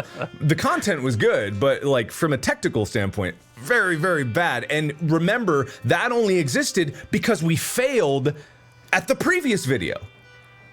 And we learned from that one that didn't work. So we needed to come up with a simpler idea. And so like my point here is just like, I get the confidence thing is a big play and not everyone can have confidence all the time. But a lot of the time it's just like looking at it and being like, yeah, it's gonna suck because I'm not good at it yet. That helps a lot. It helps me a lot. That's a key point because I didn't have self-confidence in almost anything. I knew I was a good student and I thought I could be like a good lawyer. That's what I clung to through junior high, high school, and most of college was like, okay, I get good grades. I think I can talk, even though I can't do it right in this moment. At the time though, I could talk without sounding like an idiot. And I thought I could pull that off. And that was like, that's all I really had confidence in myself for. But through doing this, through doing the tour, different things, branching out, and just through repetitiveness, I've definitely gained confidence in public speak. Public speaking was something that terrified me. Now I don't sweat it at all. When we were doing the shows, I was never really scared about the public speaking aspect. It was more so like, am I going to be funny or am I going to be an asshole, or am I going to ruin the whole show for everyone? Am I going to screw up and like go through improv and just blank, and you guys will be like, oh, Aunt Sally, and I just be like, yep, it's Uncle. No, you're wrong. I'm Uncle Ted. You're calling a very specific person out, or maybe that's just my reaction to that. No, I wasn't. Yeah. No, there was I think you're referencing one scene in particular that Tyler talked about this publicly. There was a moment where we did a scene, and I forget what the whole story was, but basically was it in the hotel room in Australia? Maybe. Which one, I guess, are you trying to remember? Because there's one, I think it was in LA. There's one in LA where I think we were actually live, and I was pretending to be like a kid. I had like my thumb in my mouth, and I was trying to carry a blanket, and Tyler walked out and he's like, "Mom?" And I was like, yeah. And I was like, "Yep, it's me, Mama." I thought we all did very, very well. We all had our moments of blunders, and LA was my worst show by a long bit. We all had our moments of like bumbling, but I think we laughed our way through it. We got through it all. I don't think any of us was necessarily like, I don't know, problematic on stage at all. Because I mean, the audience always enjoyed what we did, even if it was stupid as fuck. Some of our opening bits, like the multiple-headed scientist or whatever, like I thought in practice I was like, this is so stupid, but everyone seemed to eat it up. I liked it. I don't know why you guys hated it so much. I enjoyed that game. I thought the five-headed scientist was good, except I frequently ended up directly next to Ethan, and Ethan couldn't ever remember what was happening. Yeah, Ethan's problem was he literally listening. couldn't stay focused long enough to get the 4 words to get back to him. And then whoever was directly following him was always like just absolutely screwed. Yeah, I thought that was a hilarious bit, but we just struggled with it. I think he thought it was like a come up with the first word that pops in your head kind of thing. And he did, yeah. He I did. remember an example of one of the things he said, because I do remember we'd be like, it was 1 word per person. So It would be the like, scientific question, like, what are you guys going to do and about global then warming? the with would be Ethan. Yeah. Okay. Yeah. Hey, I was always jealous that you guys got to do singing improv. Can I just say that? But then we did it. You didn't? I always got to do rapping. Oh, improv. you're right. You're right. You guys always got like show tunes or stuff, and you just be like, "Oh, and then I only ever got to rap. I swear to God. It's because, and you're right. It's because Dan targeted you for that. That was unfair, Dan. Yeah, Dan did target you for rap like all the time.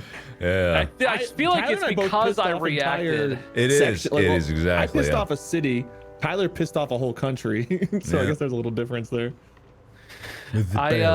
Speaking of your old content though, Mark, I don't know why. I guess it's because you said you know what people remember. You know what content of yours I remember and will remember till the end of my days? What?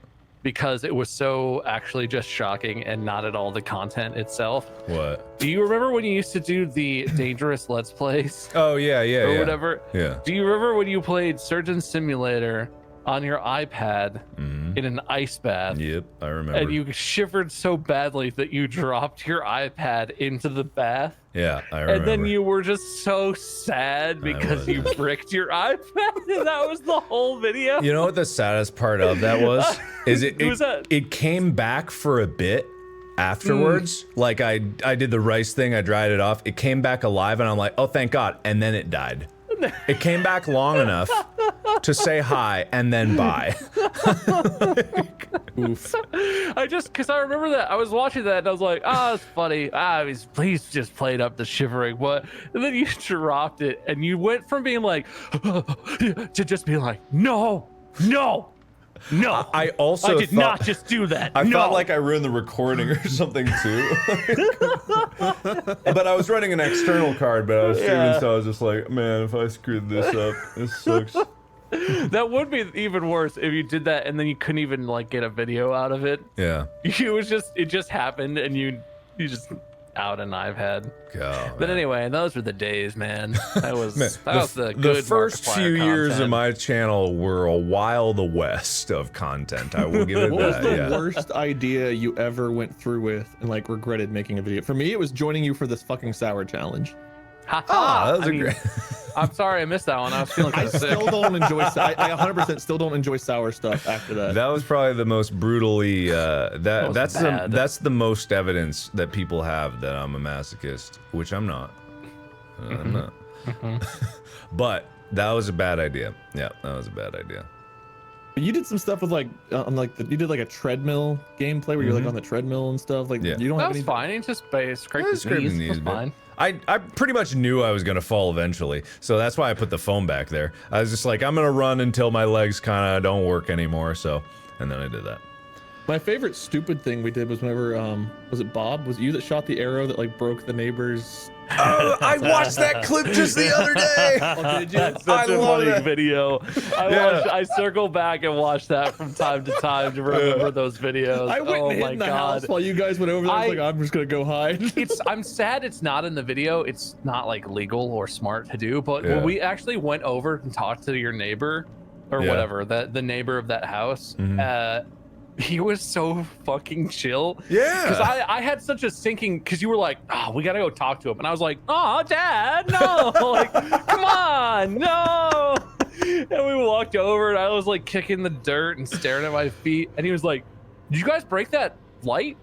Like, yeah. I was like, thank you. God. Yeah, that's right. I fucking hate that light, dude. I'm glad you broke it. And we were just like, huh? What? What?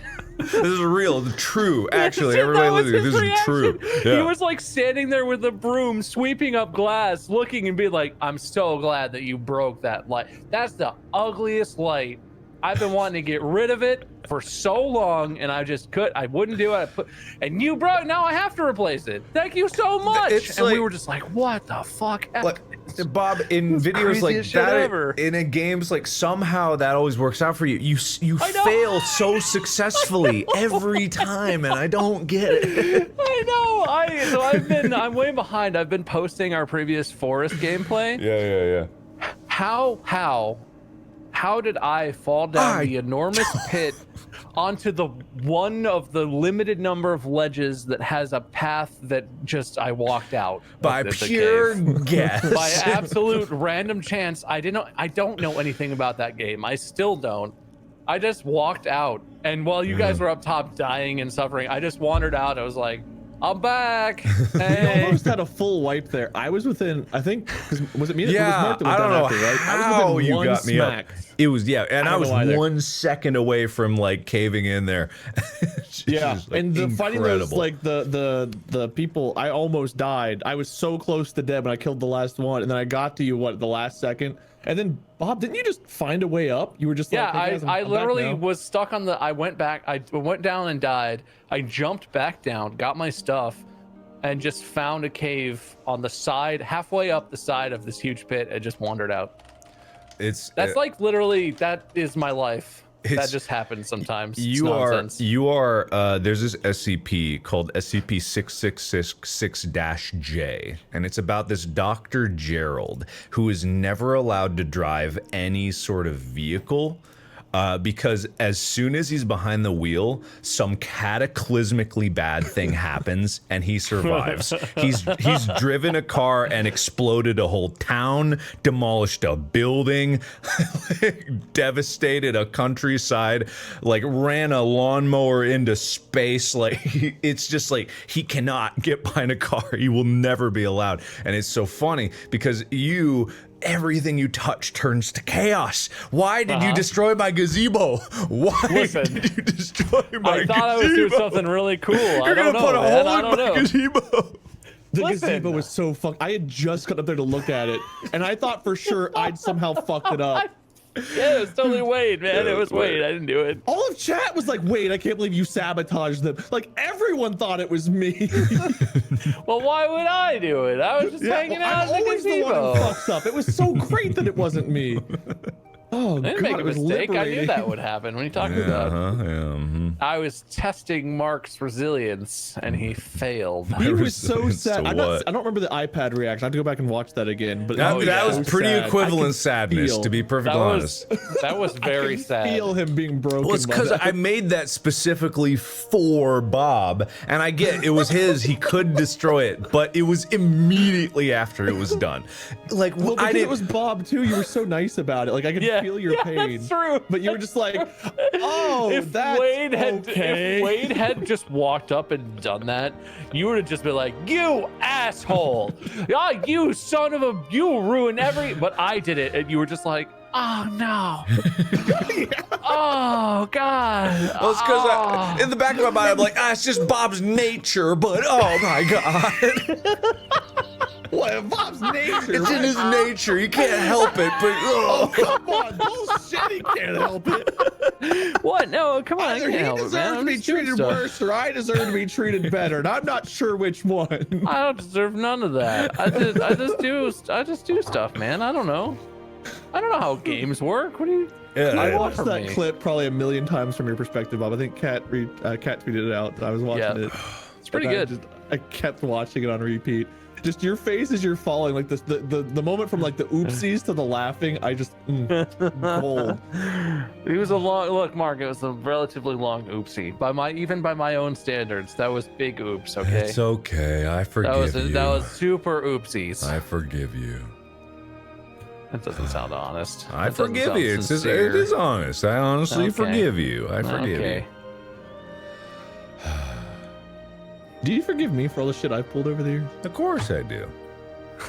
Because the only moment I could think of that I probably hurt you as much was whenever we did human fall flat, and I reset the raft when you and Bob were close to getting through there. That was pretty bad. I Because don't we forgive also you. ended the stream shortly after that, just like we did with the forest. I don't know if I forgive you for that one. That wasn't like haha oopsie. It was That for was me. mean. That was not an accident. You knew exactly what you were Kind doing, of. and you wasn't an chose to do it. Well, you guys prefaced didn't it. accidentally leave me behind we either, were going so. and doing it, and you were like, "What if I reset it right now?" And we were like, "Don't, man, come on!" And you were just like, "I'm going to reset it now," and then you did it on purpose. That was not the same as an oops. And you waited until we were close to the top, maliciously. No, Yeah. that was an accident. I couldn't see from where I See, was. Wade's poor treatment is justified. Yeah. In this case, in this scenario. That's indicative of all of his behavior. Yes, exactly. I feel like it was just me lashing out after all the mistreatment I've received. So it was over the years. malicious. You lashed out. You No, admit it it. was You're a admitted liar. it. It was Admitted it. below consciousness, subconscious. That's the it word. was- There you go. It was subterranean conscious of my liquidacious thinking. You know, Liquidacious thing. Audacious. my liquidacious thinking. You know, my financial advisor's been telling me I need to be a little more liquidacious. Yeah. You don't want your funds too rockinated. That's what he keeps saying. No. Yeah. Rockinated money, don't spend. Yeah, you know? exactly. Yeah. I feel like I'm doing some like those George Bushisms right now with liquidacious thinking. That's actually kind of is a. Yeah. My thinking is very liquidacious. Now we're gonna sign this relief package. We need to make sure the banks stay nice and liquidacious. We don't want the American automakers to go out of business now. We're gonna liquidate them. We're gonna liquidate the banks. Liquidate everybody. Liquidacious. Man, I miss him. What's that? Well, I miss his talking at least. I miss Will Ferrell as George W. the Will Bush Ferrell on skits NSL. were really good. He was, you know who's bad at being a president on SNL? Fucking Jim Carrey. You guys, Oh, you guys watch? yeah. Yeah, Jim Carrey is the guy they currently have doing Biden. He's terrible. And Yeah. I'm a big Jim Carrey fan. I No, love most of his I haven't movies. really I think watched he's a whole lot of hilarious. I did see He's that. fucking terrible, Yeah. Joe Biden. I love Jim Carrey to death, but yeah, it wasn't very good. No, it's bad. And like he has said, he's not. I think he has said he's not going to be doing that long term, or maybe someone at SNL did. Like they're going to figure something else out. Yeah, yeah. Since Biden is going to be inaugurated and whatever. Yeah. But like, oh man, well, that's bad. It's bad. And Biden's so easy to make fun of. Like, come on. It's not like he's like. I appreciate that. However you feel politically, Obama as like a public speaker and as a personality, Yeah. not a lot to like pick at necessarily. I feel Yeah. like Key and Peele did an excellent job with Luther the Anger Translator in picking up on something about Obama that was like a fault or whatever, something he didn't do very well. Yeah. Well, otherwise, like very well spoken, very reserved, very careful, and you know, he didn't really say like dumb shit very often. But Biden does a terrible job of being, Yeah. you know, careful about what he says, speaking intelligently. He's, you know, he's not a hard person to make a hilarious caricature of, I feel He's like that uncle or great uncle you get like someone walks out of the room, it's just you two in the room, and he starts talking. You're like, oh, I need an excuse to go, but I'll listen, I guess. You know, I've told you guys that I met Joe Biden, right? No. I love him. He's great. No, I've met him, and exactly what you're describing is exactly how he is. I was with a bunch of YouTubers that were invited to the White House, and so we were supposed to meet Obama. We were, and I was looking very much forward to that. But he was busy being the president or whatever. I don't know. Like, Lame. and so Obama, if you're watching right now, shame on you. So Biden stepped up to the plate, and it's just he walks in the room and he's got Thanks, that Obama. he's got that big smile on his face, and he just starts telling stories. Like it's just like here, literally when they say Grandpa Joe, like that, literally what it felt like. He just walked like, hey, how you doing? Oh, all right, I can't do an impression of him, but whatever. That was great. No, Please no, continue. stick with that one. I like that. I like that better than Jim Carrey's Biden. I'm Joe Biden. Anyway, so he literally, like, he sits down, he's like, what do y'all do? He'd start ask a few questions, then just starts going on stories, and just like literally was just listening to him tell stories, and they were good stories. Don't get me wrong, I can't remember what they were, but they were good stories. But that was it. Like he talks a lot. He talks a lot. Yeah. I have a talks a really lot. bad feeling it's going to be me in a few years. I will literally be that person. It's like, oh god, don't lock me in a room with him, and I'll just be talking for hours incoherently. I could see that. I could see I you already telling kinda do long stories about whatever when you're Yeah. just like meeting people. I know I'm gonna suck as I get older. I'm gonna suck so much. I might as well bite another airhead now and just end it all. There's such a thing as pre-self-loathing. You're fine with who you are right now, but you know who you're going to be, and you fucking I'm hate that okay dude. with who I am right now, but it's only gonna get worse. Yeah. But yeah, I'm not seeing much of Jim Carrey's portrayal of Biden. I thought a lot of people liked it, but maybe not. I Don't. know. It's bad. No. I think It's people were lame. just hyped up at the moment of it happening. I don't know. It's not a good impression. But Well, it's Who did especially Biden harsh. before, whenever he was vice president. One of the older cast members did Biden once or twice. Okay. What's his name? Can't remember his name. I'm terrible. But with names anyway, you know who is an excellent politician parody person on SNL and makes Jim Carrey's Biden even worse is the Kamala Harris. Who is that? Maya Rudolph came back to do Kamala Harris. Yeah. She fucking slays Kamala Harris. She I is didn't- so funny. I didn't see that. I would That- love to, in that- because in that that does make a lot of episode, sense. Either. After the election week, in that episode, they had Kamala and Joe doing like, post-election speeches and that sort of stuff. She is so funny. She kills it. Yeah. I hope she watch. continues to do Kamala Harris because I enjoyed the lady that portrayed Hillary, and I like Kristen Wiig a lot. I can't think of that. What's the girl's name that did Hillary? I don't follow SNL, so Was I that don't Tina know her name. Fey that did Hillary Clinton? No. No, she did Sarah Palin. No, Yeah. what's Amy Poehler? No. no. I can Oh, picture her face. Yeah. Yeah. Kate McKinnon. Yeah, Kate that's McKinnon, it. yeah, Yeah. I think she's fantastic. She was Yeah. fantastic too. Yeah. Yeah. She did did you see the I think it's called Kelly Wise, the skit where she was like Pennywise the clown, but she was supposed to be like Kellyanne Conway, and she was like hiding in a sewer trying to get what's Cooper Anderson, is that the guy's name? Anderson Cooper. Anderson Cooper. They're both first names. I don't know. That was a really good skit because she like did multiple characters in that, and she did like nailed all of them perfectly. She's very, very talented. Yeah, she's funny. Yeah. Yeah. Oh, people are pointing out Larry David as Bernie. Oh, he was awesome. And, I haven't seen that one either. and then they I think figured out they're they the were same actually person. they were related. They're like cousins are or something. they? They're like cousins. Okay. They figured that out Yeah. after the fact. Or I don't know. They He did a great Bernie Sanders. He kind of just is Bernie Sanders. Yeah. But funnier. But yeah. The name sounds so familiar, but I gotta look him up. Okay, now that we're talking about political memes, did you guys see? Have you seen the Bernie meme That is Bernie of Sanders.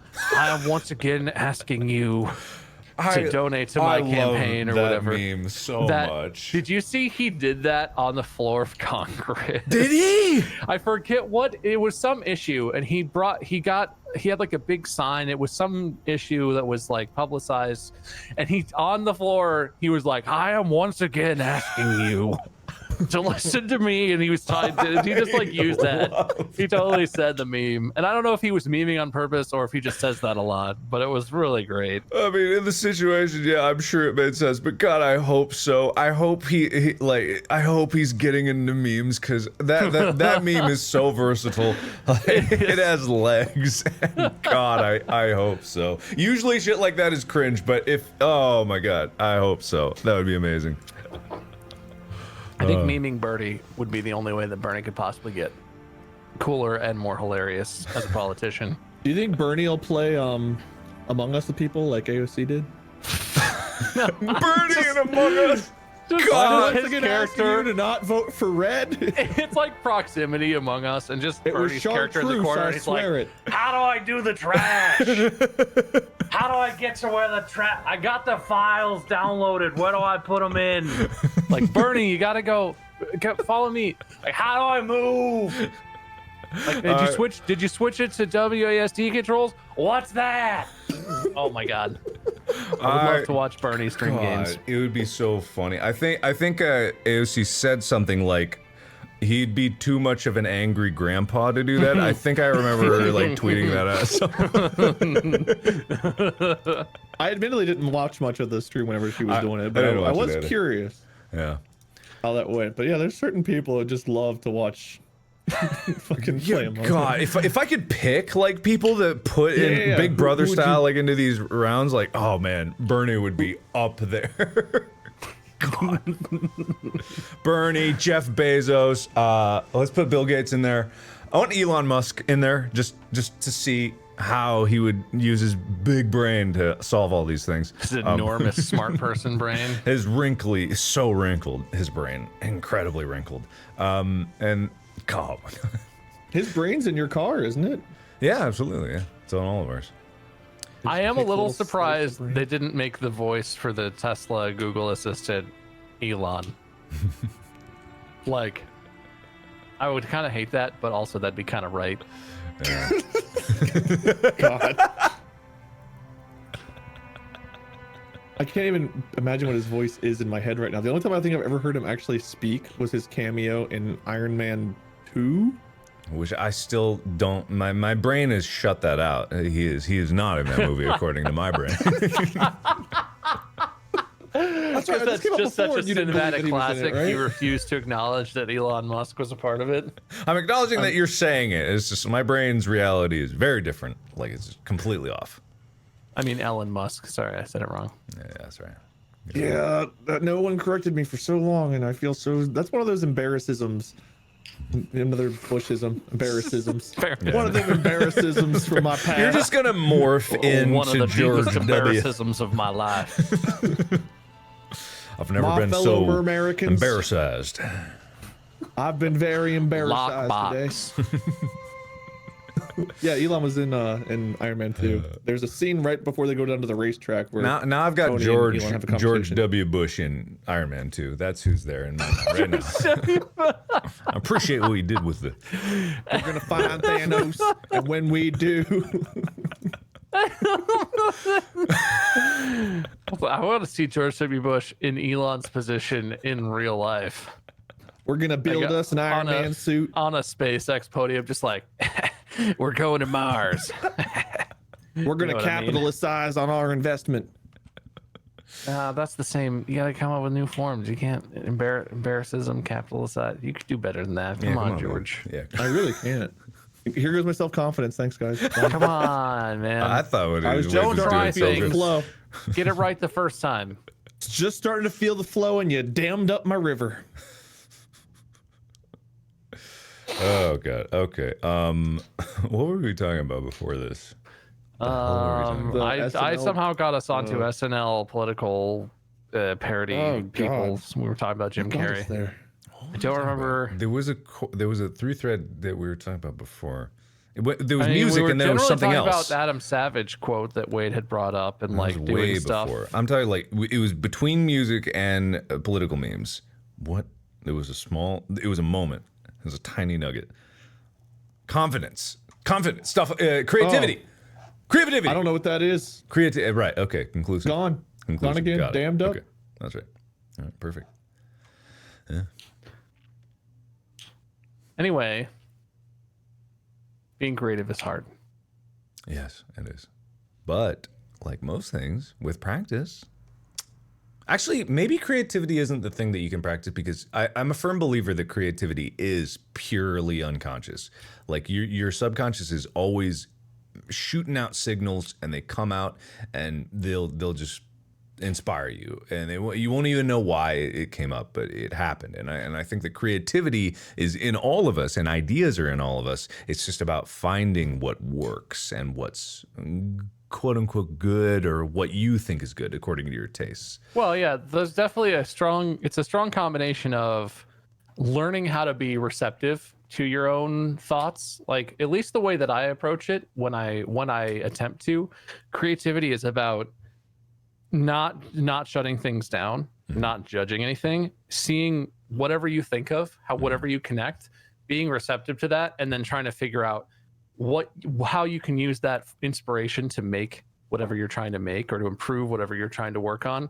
And like, people, like you're saying, Wade, it's really easy, and it's something I do a lot too. It's really easy to shut down, to hear yourself have an idea, make a connection, and immediately just be like, oh, that's stupid. Like, that's the thing that we practiced in improv too. Like, that's the entire thing about improv, is you don't judge anything. Yeah. Accept whatever you're thinking, be open to it, be receptive to it, and then use it.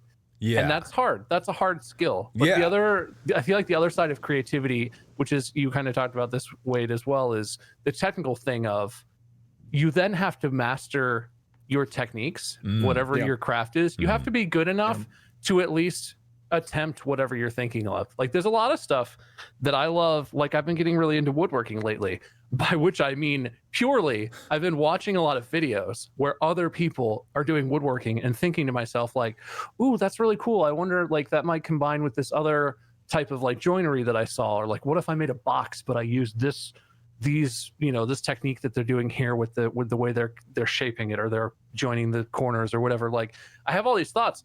I've literally never screwed two pieces of wood together. And so, like, I'm so far away technically, even though I can look at this and be very inspired and think like, ooh, I want to make a couch, or I want to make a table, a little side table. I have all these ideas. You need both. You need both some amount of technical ability to do something with what you're inspired by, but you also need you need to learn that skill of being open and not judging whatever your thought process is, and then being comfortable. Some ideas are bad, some ideas are good. It's all inspiration that you just need to channel into actually creating whatever you're trying to create. So there's those two sides to it, at least that's how I see it. Yeah, I think it's overwhelming sometimes when you think about like video production, for example. I remember when I was editing my own stuff, and I would have these ideas like, ooh, I would really like to do this. And then not having that knowledge foundation, not being like big brained enough to know, like, how do I even begin to tackle this? You'd look up like a YouTube tutorial or something, like, oh, okay. But like, these ideas I would have were like really grand. I was like, oh, this is probably a good idea. But I never took the time to learn how to do it, because in the moment I was like, well, it's just for this one little thing, so I'm just not going to waste my time on that. I'd rather just get the video out because I got this and this to do. So it's like, I think that's how it started, was I would like find excuses like, I just want to get the video out today so I can have a video today, and I guess I'll just not do that. Whereas if I'd taken the time way back when I first started editing to learn how to improve and become a better editor, I probably would have continued learning. But I kind of always stifled myself with some excuse of like, take too long, or I'm probably not going to be good enough at it anyway. And there'd always be some excuse I would have for not doing it. Yeah, I don't know what it is about me in terms of that kind of stuff, because with editing and YouTube in general, like, it was never something that I even questioned at any moment. It was like, oh, I have to do this. I have to edit this. I got to make this. It's like, it was always one of those things where it was like, I have to. There was no other option. I mean, physically there wasn't, because I didn't have an editor, but there also wasn't any other option in my brain being like, well, I gotta. So here I go. And with a lot of things, I think that's just like how I approach learning things, because everyone's been in the situation where who's not an artist, who looks at a piece of paper, you can imagine what you would like to draw, and then you try, and it's a stick figure, and it's horrible, and it's horribly deformed. And that's like what Bob is talking about, the technique.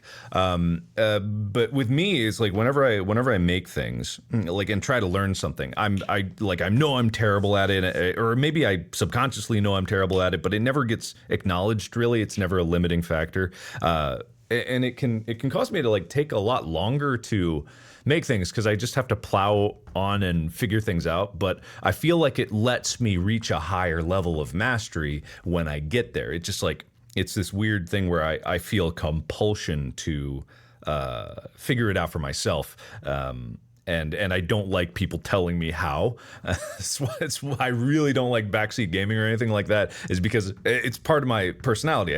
I don't like people telling me how. I want to figure it out, and that's always how it's been for me. So I think with creative endeavors, it's got to be something like you feel that want and you feel that drive to be good at, and you're like, oh man, I want to get there. Only I see it. Okay, I got to find the path, and the path is winding and weird, but yeah, I don't know.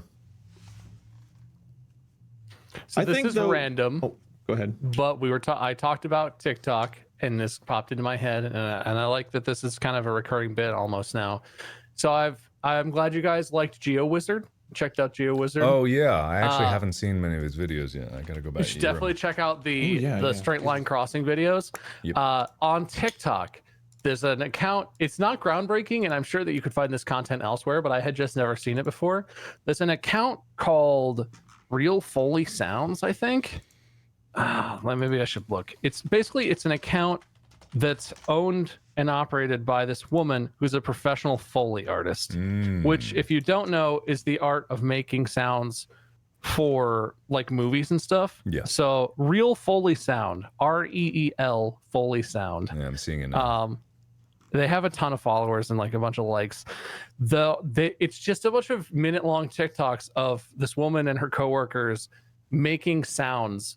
You watch a monitor, you watch the action on screen, and then you use whatever water, wood, dirt, items, chains, locks, anything to make the sound that then will be used in the sound design for the movie. It's so funny just to watch this lady, especially the ones where she shows you what sound she's imitating, to watch what ultimately they use to make the sounds. Foley must just be like the most fun job in the entire world. Yeah. Because it's entirely just fucking around, and you get a scene and it's like, all right, this guy walks down a gravel road, opens a lock on a jangly chain locked fence, and then slides the fence open, and you're like, all right, how do I make all these sounds? What am I banging together? I have seen this video because I see the big concrete water tub thing. Yeah. The water tub is one I of her have big scrolled videos. across that one. Yeah. As a guy that loves sound like that, I'm also weird in the editing world because apparently, and I've asked other like editors and stuff like this, I love doing the sound design. That's my favorite part about it. I love it. It's what I love the most because you guys heard me spiel about music, but sound design I love. And if I had I could. I was about to say if I had money to do it, and I'm like, I do. If I had the time. Okay, so you're going to do this because you can. I would build some money, buy time. I would build an incredible Foley studio. It's just stuff like that. Because like I had an experimentation with music and stuff and like performative music, and I realized like I didn't really like that. Like I did on tour, like I did singing, and it's like it was a nice challenge and it was good to try, but I also found I didn't like it. What I do like is scoring and sound design. So maybe I should pick up music again, but try to make, soundtracks and sound effects and stuff like that, and maybe that would be more enjoyable for me because I inherently do like sound. I don't like listening to pop music or any type of genre of music, but I do enjoy listening to soundtracks and stuff like that, and ambiance and just sounds in general I love. So yeah, maybe if I have time one day, maybe I'll do that. Time one day, just build a sound studio. Maybe someday. I mean, it's not, honestly, you don't need that much for it. No, you go to Goodwill. You just need a quiet room and a decent mic and some random shit. Like you could, the stuff that Foley people use to make specific sounds is so funny. Mm-hmm. Wasn't like one of the Star Wars blasters, or was it either blaster, lightsaber, something involved like just like something with a power line or something? Oh yeah, no, they threw a wrench or something at a power line. It made that made like the blaster sound effect or something, I think. Yeah. That's pretty good. Well, it's like I love exploring different sounds and I love like trying different things and getting it all around. Someone said that they love the crispy perfect sound. It's like I don't really like the crispy perfect sound. I like sound that's gritty and weird and kind of off, and like I like this stuff that it feels almost wrong in a way, but you put it in a situation and you're like, well, somehow it works. I like that kind of stuff. I like making a lot out of a little. It's there's so many things that are totally never going to be appreciated that can go into sound design and stuff like that. But that I love the nuance of it. Yeah. I do not listen to Ed Sheeran. I did a cover of Ed Sheeran. I do not. I've had this recently. It popped up. It popped up a lot. People were like, "Oh, your favorite musician's Ed Sheeran." It's like, what the fuck? No. Yeah, no, it's guys, fine, Mark but fucking loves Ed Sheeran. Yeah, when we were on tour, he played a couple Ed Sheeran songs for his acoustic set. Yeah. But when we were off stage, it was just full blast on his AirPod Maxes backstage. Ed Sheeran just everywhere. He would walk around just like, when your legs don't work like they used to before. Constantly. Singing out loud, even though friends are practicing. Yeah, I remember. He just walk around like, wait in his boxers. Why don't you close the door when you're changing?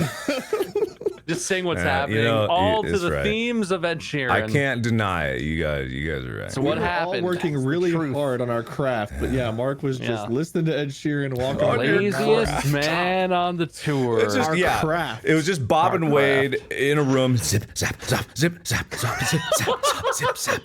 Hey, big boot. Oh yeah, big boot. Just the two of us. Just to see how fast you could do it. not what we're doing or saying at all, just like how fast. Like, all right, see 3 lines. Like, hey, I want some ice cream. Oh, you want some vanilla ice cream? No, I want chocolate ice cream. Like, next scene. Like, as fast as possible. Get out on stage and just scream improv at the audience. Yeah, that's why the tour was so good. Yeah. Not because of Mark's hard work, because Wade and I really sped up our improv. Yeah, just full speed ahead. We put that in like fucking Mach 2. I will say, remember we had over 300 IPM there for a minute. There's a moment where we bonded over the Ed Sheeran song, and I mean this sincerely. There was a moment we were backstage, and we were singing that song, but we were doing it in a way. It was about pants. Oh yeah, And you told me about this ever. I still find myself humming our version all the time, where I'm like, "No pants, I've got no pants. Where are my pants?" And then like we'd have like I don't know, we like all went in on it. We were like singing it together. It started off like each one of us would like sing like a line, and then we'd like come together for the chorus about the pants. And I find myself, I don't remember all of it, but I find myself just like, "No pants, I've got no pants," and for no reason. But like that was a really special, stupid moment that like I'm just like, yeah, that was were the times. You guys ever pull up that AWOL Nation song and just play it and close your eyes and just remember the sensation? No, I haven't actually. I didn't remember the name of the. I didn't know it was AWOL. Oh, the intro song.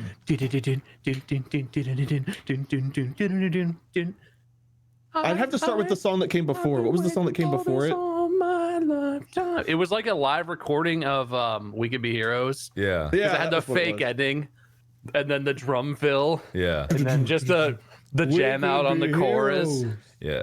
That's a perfect example of the counterpoint to refining your creativity, is that sometimes it doesn't matter what you choose, because I didn't choose. Who chose the music for like the that tour? specifics that AWOL Nation song, when we were in Tulsa, we filmed the animation, the end of it in the parking lot, and you were sort of talking about it, and Swanee was like, "Hey, do you have like a song for that, like an intro song or whatever?" And you were like, "Nah, I don't know, I'll pick one for the animation." And he was like, "I got this song. It's an AWOL Nation song," and he like put it on the speakers. Hollow Moon, actually. He put it on the speakers in the theater where we were rehearsing, and we all just sort of stood around the stage and listened to it. And if I read the room correctly, I remember it finished, and we were all kind of like, "I don't know, man." Like, yeah, I don't know if that's our song. But Swanee was like, "No, this is the one." I thought it was before the theater. I thought we listened to it when we were practicing in LA. I have no idea, man. I just have. Maybe I'm wrong. I think it was theater. I think it was in that practice theater that we had there. But it was connected to, because we filmed the end of the animation in Tulsa, right? In the parking lot of the casino. That's true. Yeah, we did. And that was, so Mark was editing that together for the show, and so I think that was when Mark added the music. Yeah, but I'm not. That might be. It's harder. Yeah, it might. But yeah, that was Swanee's song. He had that, and he just like recommended it. And it's just one of those things where at the time, you're not sure, but it becomes the right thing in time, because it associates with it, and it sounds perfect afterward, and you're like, it would be terrible if it was different. If it was anything else, it would not be the same. And yet, if somehow there was a different song there, like, I guess that would be it. I guess. I hear the ending of "We Could Be Heroes" and like I get like the goosebumps. And, like I want to like jump up and down, like, all right, here we go. And then that song kicks on, and it's like, what was it, Bob? Was it always you and Ethan? Was it Ethan? Yeah, was on the table? When it got to the bridge, or maybe it was when it got to a Little bad section, boy, little Ethan and bad I boy. would lock eyes and go, "Ooh, I'm a little bad boy, little bad boy, Yeah, little that's bad right. boy." Because we were us three were on the same side. I think Mark and Tyler came out on we the were on same the other side. So it was always, I would always watch you and Ethan do like the little bad boy. And like every show, we did like what, 50 or 60 shows. Every show, the amount of like animation you and Ethan had generally escalated to where it started off just like kind of humming it. And then like by the end, you'd be like leaning in like little bad boy and like sit back, little bad boy. It just got more and more animated, more into it. It's the hype song. All right, well, I have to play it now. What'd you say? It's called Hollow Moon, right? Hollow Mark? Moon, a Bad Wolf, By or something AWOL like Nation? that. Yeah. Are we allowed to play it? Well, I am. I was gonna say I'm not allowed to play it. Hollow Moon, AWOL Nation, Air. Yeah, for those who don't know what we're talking about, we went on a tour about 2 years ago now. 3? We did 2? How many? We did 5 tours, didn't we? 5 different. 3 test Practice, leg, East, West, Coast, Europe, West Coast, Europe, Australia. Mhm. The test leg was 2 shows. It was 4. 3 shows? 4. 4? 4. Oh my Australia god, it was. 6. Well, it was New Zealand. 2 and in Australia. Texas, and then practice. Louisville, and then Akron. A double in did- Akron. We did We 5 did shows Dallas, technically. Houston. Oh, and Detroit. Oh, we did Detroit. We did 2 shows in Detroit and 2 shows in Indy. Right, Indy. Okay, right. Yeah, because Indy's the one that my family came to. I think I think a lot of our friends and family came to the Indy one. It was really cool. And at the end of it, you know, we could definitely say we got a lot better at improv than in the beginning of it. Yeah, like I think confidence was a big part of it too, because we actually like our training was more fresh in our mind for the practice one, but our show was not, because we were still figuring out what the hell the show was. And the show, even though we only did 5 tours, it was technically the same show throughout. It actually evolved a lot from the practice one. We changed a lot of stuff along the way. Oh yeah, definitely. The Australia leg was the strongest. It was. bit. I thought it was really funny. We got to Australia and we didn't really do any rehearsal or anything before that because we had done it so much. And we got there and like Mark had thought about it, and the rest of us just assumed it'd be the same. And Mark was like, "No, fuck all that. No." And we were like, "All right." And we just did a bunch of completely different shit in Australia. I mean, that is me to a T. Just like, I didn't like these things about it. Let's change it for some reason. I don't know, but I will say, like, we got really good at it afterwards. And I'll say with the confidence thing, like, it's funny how confidence escalates linearly with skill. We were, I will say this, not very good at improv in the beginning. Our 5 days of training, more than honestly, with the little time she had, Rachel did a great job. I made Rachel laugh one whole did. time. Yeah. You're the Come only person on. who did, I'm pretty sure. We killed it. She laughed once during that entire week, and it wasn't awkward at all. She was so much scarier than any live audience to perform in front of, because we like every time she came in, everything she was like, "Well, you could have done this," and we're like, "That's funny. Why aren't we funny?" Amazing how it works. Because we tried different skits, and we were always like, "Oh god, she didn't laugh." And then Bob, you made her laugh like one time, and we're like, I made her "God." laugh by failing so spectacularly that she thought it was hilarious that was what had happened. Because if I remember right, the interaction that made her laugh was we were doing scene in 3 lines, but we were doing it in like a rotating fashion, so it was supposed to be kind of rapid fire, and I was on the receiving side, so I was not supposed to talk first. And when it was like, "Go, all right, go," and then it was like my turn, and I hopped up and I was like, "Hey, how you doing, Jeff? It's not my turn to talk, you talk now," or some dumb shit. And she was just so shocked at what I had come out with that she just laughed. Oh my god, I And can it was picture funny, but not on purpose. I remember that exact moment. I do too, actually. Now Hey, how you mention doing? it. Nah, it's not my turn. You talking? Yeah. And I don't know if that counts as making her laugh. I think she just laughed at me because I was such an my unbelievable God. fuck up. Jesus Christ, I remember that. I think it was Tyler was up against you, and he just broke completely. God, God. Yeah, well, Tyler's saying he thinks it was a no but. Oh no, he was wrong. He's popped up in the chat and was talking about it. We did have a no but that was really funny. I don't know if Rachel laughed, but I remember we did a scene. I don't know who no butted, but one of us no butted so hard. swiftly. Yeah. I mean, I still do, but in those early days, especially, I used to just because that's like my kind of humor in person. Yeah. Is to just be like, no, fuck you. Yeah. But that doesn't work in that context. The thing that was funny whenever you would mess up like that, Bob, is like just like what you did with the it's your turn to talk. Now I'm gonna shut up. Like the way you like recover just by like continuing to ramble in a really I don't know. It's so fucking funny when you do something and then like you go off on your like your somewhat uncomfortable ramble. It seems like you're kind of uncomfortable during it. But it's a very self-aware sort of disappointment in myself. Yeah, but it's so your reaction to it is so goddamn funny. Like every time that happens, I laugh. It doesn't matter what it is. Like it could be something completely detrimental to what we're doing, but whenever you like, I shouldn't have talked. Oh yeah, you talk now. Like every time you do that, it fucking breaks me every time. It's a skill. You have to learn how to fail correctly. I don't have the confidence or the talent Failing to do with that. success. That's what he does every time. It's beautiful. I feel like that's what I've learned about myself today. Yeah. A lot of my success is actually just learning how to embrace my failures and not giving up until I force everyone to acknowledge some level of success out of disaster. Your biggest successes are the ones that always broke the camera or no one ever was able to see. Like your those weren't successes. Like, my shoes are off, my feet are on Those fire, were my actual loins are anger. Those weren't successful comedy. Those were sincere emotion. But it was really funny. Yeah, well, they're funny because they're shocking because of who I am, but that doesn't count as making good comedy. That's just me feeling how I felt and expressing it loudly.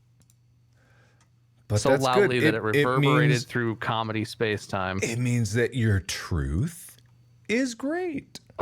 What's in here? What's in your core is what really matters. And that's beautiful. Not many people discover that about themselves. Not many people have value in their core. Most people are empty garbage. That is also true. I'm right here. Just call me out. No. Dude, most people. It's not just you. No. Thanks, man. I'm including everyone here. I'm inclusive. What percentage of chat would you say is empty? Solid hushed? 80 to 90%. I was going to say they're the watching demographic, us, so yeah. Doesn't bode well for him. It doesn't bode well at all. I'm nostalgic for Tor. Those were awful in some ways, but great in so many more ways. And that's the beauty of trying things that you're not sure about. That's the beauty of it. Yeah, like the perseverance through it. It makes it special. It makes it good, and it makes it fun to remember. Like I look back on times like that, and those are what's really meaningful. That's why I always try to do things that are inherently uncomfortable. Because some of the fucking moments people never got to see, and like there were a couple skits that we didn't do on stage. I wish people got to see, like Butterman, and I'm not gonna go into the details, but Cracker Barrel still makes me laugh really hard. That's not right. What about what? But the moment with the fucking bus, the day that the bus broke down, and which was the same night that we got pulled over, and our fucking bus driver pretended he didn't speak English. Oh yeah, we got interrogated. I was not awake for any of it. Was so surreal. It was that such a crazy night. It was like a weird movie that we were. Yeah, in. That was the whole. Yeah. And Mark slept through the whole. Yeah, fucking dude's like, our bus driver just like, I don't know what you're saying, and the police came on and we're like, everybody wake up, wake everyone up, come out here.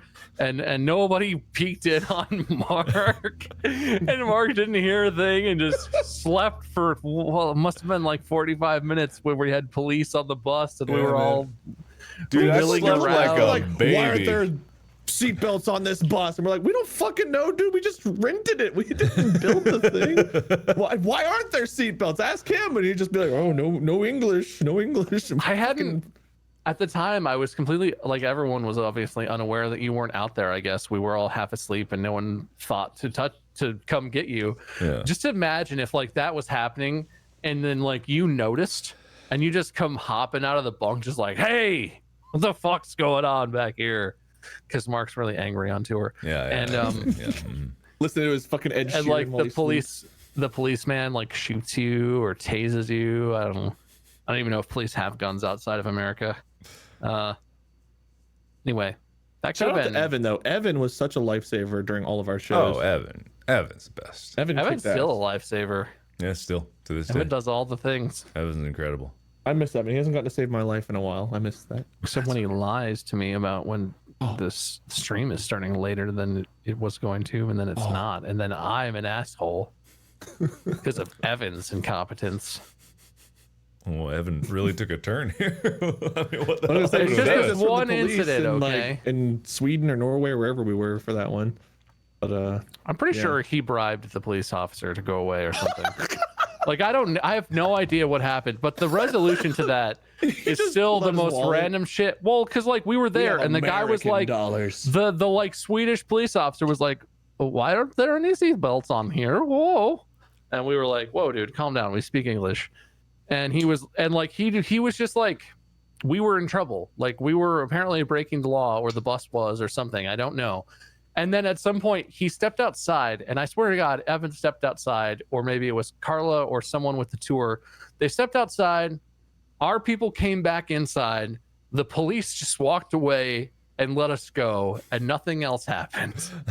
And I don't know what happened. Leaving, like we were trying to leave, I believe, whenever that happened too. Yeah. So I like to think it was just logic and cooler heads prevailed. No, I'm pretty Maybe it sure was a Evan bribery bribed ring. them. I'm 100% sure. I don't want Evan to say anything got on out stream. a huge sack of gold coins and offered the police a few shekels to stop bothering us. Some schmeckles. I don't know though. It's He fascinating to rolled me up though. some drugs and some cash and was just like, "Please let us go." For those who don't know, Germany. It was Germany, right? don't It was think so. It was Scandinavian the- country. Was Yeah, it it was on the up way in from Scandinavia. Oslo to Denmark? It was or some something country like up that? there. You cannot have buses or high capacity vehicles or any vehicles that doesn't have a seatbelt. So there can't be For people every passenger. for every that's on passenger. there. And they so must there were be like 11 using of it. us on this bus, and so we needed that many seatbelts. Yeah. Yeah, but tours happen in Europe all the time, and no tour bus has that kind of setup. It's sleeper buses for sleeping. So people just risk it every year.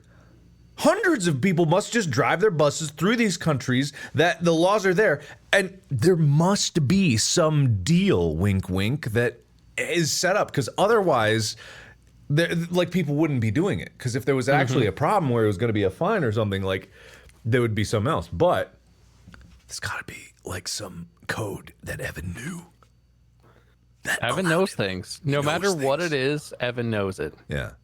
I've had a variety of problems on tour and in real life about other stuff when we're like together hanging out, making videos or whatever. I have come to Evan with such a wide range of issues, and I can only imagine you have too, Mark, and just been like, Evan, do you know anything about this? Like, can you fix this? I think I'm in trouble here. I think I have an issue. And even if he has no clue, he'll just be like, I got you. And in like 40 minutes, he sends you a message back or comes and finds you and is like, hey, I totally resolved that thing. Here you go.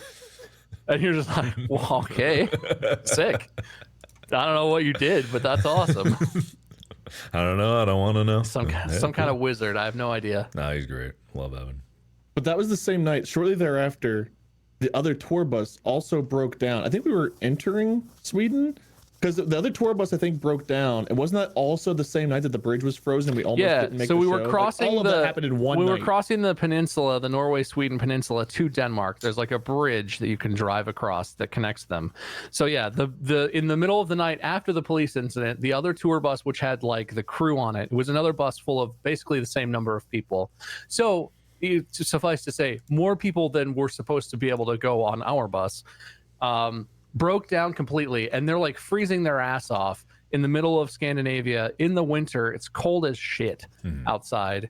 So the other bus, every single human from that bus came onto our bus, and it was literally like a high school sleepover in the back of our bus. And I felt terrible because like the crew worked way harder than us in almost every way you can imagine. The crew for the show got into the venue before we did to set everything up, and we just, I don't know about Mark worked pretty hard too, but like for me, my experience on the tour was I would casually stroll into the venue whenever I woke up, which was never very early. Stuff was set up, Food was set up. My dressing room was labeled and set up, and there was bottles of water, and all the tech stuff on the stage. People were running around and communicating and setting. And we would just wander in, and they would be like, "All right, sound check is at like 2 p.m., 3 p.m. The show, shows at 4:30, whatever." And we would just show up. We'd show up to places, and they would strap microphones on us. We'd show up to other places, and our wardrobe would be there. The crew worked so hard. And so this happened in the middle of the night, and they were all exhausted. It was a long day, long shows, and they're like, oh, fuck. Like, some of them were sleeping on the floor. Some of them were piled on each other on couches in the back of the bus. And I was like, look, I got a whole bed. I've already slept a few hours. Like, you guys need it. And they're like, no, you're the talent. You have to perform. And I was like, come on, guys. Like, I know we all know what each other does. Like, you know what I do, and I know what you do. We all know who needs more sleep. And they're like, no. A crew member could never take the bed of the royalty of the show. And like, they would not, no one would take my bed. And I was like, okay, I guess I'm gonna go sleep in my own bed where it's warm with a pillow and blankets. Have fun sleeping on the floor for 6 hours before you have to wake up at 7 a.m. and set my shit up for me, crew people. That was a bad night. We also it was not that bad for me. It was shit in it. It was bad for the crew. They suffered a lot. Yeah, it wasn't us. Yeah. We also had a bunk that we couldn't like give up because it had all of our shit in it. It was just backpacks. There was a pile of backpacks sleeping in a bed while humans were piled on the floor. Can you imagine what would have happened if that bus had broken down before we got pulled over, and then everyone had been on the bus and we got the cop gets on the bus and there's like 20 people in one bus. Like, what's going on here? That happened like 2 or 3 hours later. But yeah, if that happened before. Oh my god. People just laying on the floor. And I slept through every moment of this. Were you at least awake when we hit the bridge? You didn't wake up when we took on the passengers either, did you? I didn't wait. I woke up in our destination, Mark and everyone was in the like, morning to a regular bus and was just like, "Oh man, good night's sleep, everybody. What's going on?" And everybody, like, the crew is all half dead, and all of us are like freaked out. And Mark's just like, "What? What happened? We're good." It's one of those things. I could. Don't worry, I'm here. Don't worry. We could have crashed, like the bus could have flipped over. I would have been like spun out of the bus, been in a snowbank asleep, and I would have woken up later. Mark is sleeping as he sinks to the bottom of the ocean. Just drowning in his sleep, just like, wow, what a terrible dream. You need some loud smoke detectors. Let's just say that, Mark. You need listen to this fucking Ed Sheeran with his soundproof fucking AirPods in his ears. That's it, yeah. With his three-year pre-released AirPod Maxes. Mark has actually been a beta testing AirPod Maxes since Tim Apple died. Yes. Mm-hmm. Or Tim Apple. Poor Tim Apple. Anyway, I remember waking up after all of that shit, and we were like, we might not even get to do a show today because the fucking bridge to wherever we were going was frozen over, and we barely. Dude, that bridge was like 30 minutes of having to cancel. That bridge was very sketchy. Well, because I remember everyone was sitting there, and they're like, "There's a lot more of us on this bus than there's supposed to be. Like, it's gonna be top heavy, right? And it's windy, and it's a narrow, icy bridge. Oh no! And like we were driving across, and it was windy. Like it was one of those bridges where it's like a 2-lane bridge." And it felt narrow because we were on an enormous bus, and the wind was like stereotypical like gusty winds. Everyone was pretty sketched out that we were going to get like blown over into the ocean or something. Mark just blissfully, and the wind was all. You know how wind is. You know how wind laughing is. About. You know. To be fair, that's exactly how wind is. Yeah, this was the same. This was the same tour where you and Ethan were sick like the whole time too. Oh yeah, absolutely. So I had an excuse for being asleep. Yeah, getting I think a good I was night's sick. sleep at least was probably really good for you after all that shit. Because it's the same tour too where Wade's nuts hurt inexplicably. Dude, yeah, I thought I was gonna have a testicle cut off that tour. That was another crisis that happened. Sad. Evan had the same shit in Australia that I had in Europe. We both broke the same testicle somehow. That's a serious nut distress. Yeah. That sucked, dude. I didn't know how I was gonna be able to. Oof. Adrenaline was a good thing because the pain was real. That sucked. Yeah, I can imagine. I mean, I'd much Is it rather deal with what you fixed? and Ethan went through because your guys is so trivial compared to my ball pain. I mean, honestly, we just got sick. I mean, it was pretty bad sick, but I don't want consistent, serious ball trauma. Did you ever figure out what it was? Yeah, I had a diagram with a picture of a penis, and it showed what tube got infected with something or another. It wasn't a UTI. Whose penis? But it was, well, Evan's and mine. We both our penis. You compared it? It was an Overlaid? It was an LPI. I'm pretty sure. Okay, cool. I don't. Yeah, I forget what it was. Evan, lower penis Evan just texted me, infection. Nut Yeah, Brothers. that's it, yeah. Do you remember what that was called? What was wrong with us? Because it was the same thing. Ball Trauma is my band name. Ball trauma. What was Evan? What did we It have? was actually in the middle of the night. Mark would sleepwalk and just go punch random cast members in the nuts as he was asleep. Pretty sure that was what happened. I can feel like it wasn't. I felt fine. It was just like moving was so painful just from that one spot, and for the life of me, I couldn't figure out what the hell it was. Here we go. Epididymitis is what Evan is saying it was. Epididymitis. So your epididymis was infected? I don't even know what the fuck that did. That would be what that means. Definitely Google image search that live on stream. There's a. Well, I'm not showing my. Oh, thank God I'm not showing my screen because there's just a dick. That would've been my- Epididymitis guess, is yeah. an inflammation of the epididymis. My sperm tube was swollen and clogged. It can cause pain and No. swelling in the. Well, The more you know. I had a natural condom in that infection. that's what doctors call it, man. Ah, yes. you're suffering from natural condom syndrome. You go into the free clinic like, oh, help me, God, it hurts. I think I've got epididymitis. Yeah, nature's condom. Nature's way of saying you shouldn't reproduce, and we agree. But here, have some pills. That was the doctor's office though was so great. I loved everything about how the doctors were over there. I'm not being facetious or anything. It was Oh, just okay. Well, we really were in the UK, amazing. right? So you got to go to an NHS office, I guess. I walked in, they asked me my name, and I was like, yeah, I'll fill out the paperwork. And they're like, paperwork? I was like, what? And they're like, we just need your name so they know who to call back. I waited like 20 minutes. They called me back, and dude was like, you have to see a specialist, but you know, I'm just gonna go talk to the specialist. You know, I'll be right back. And then he like went talked to the specialist, came back, wrote me a prescription, and it was just like, all right, see ya. I was like, but don't I got money. He's like, money? We don't take. What is money? What? Imagine living in a country where they think healthcare is a right. Wow. I spent like 10 or 20 bucks from the doctor and on medicine. That was like a $20 prescription to fix it up or whatever, and that was it. No paperwork, no crazy fucking insurance in America. hassles. It was literally just bought my medicine, cured my balls. It was a great day. In America, you would have been forced to take an ambulance ride because the hospital you went to would not have been allowed to see you. The ambulance ride would have cost you $30,000. It would have been $5,000 to see a general medicine practitioner, then another $5,000 to see a specialist. The prescription would be $20,000, but fortunately, they would give you a $19,000 discount. So you'd only have to pay $1,000 out of pocket to get the prescription, and you'd be paying your medical bills for the next 3 years of your life if you're lucky. Probably more like a decade, because medical bills are not fucking around in the US and they follow you forever.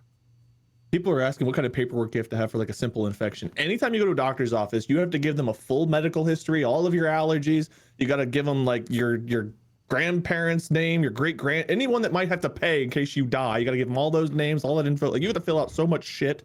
God forbid you're in a location where your insurance doesn't cover either. Oh, If like God. I have insurance that's mostly California coverage. So like most places in California, I could totally find a doctor. If I was like visiting family in Ohio and I got very ill, I am absolutely fucked. It's insane. Like I I'm didn't know not how I gonna- felt about healthcare because like you know, growing up, we don't know shit about fucking healthcare. But like I realized how bad insurance and all that shit is whenever I saw how good it was there, how simple and easy and streamlined it was, and how like I was like, man, I don't care what they pay in taxes. This is so worth it because health insurance.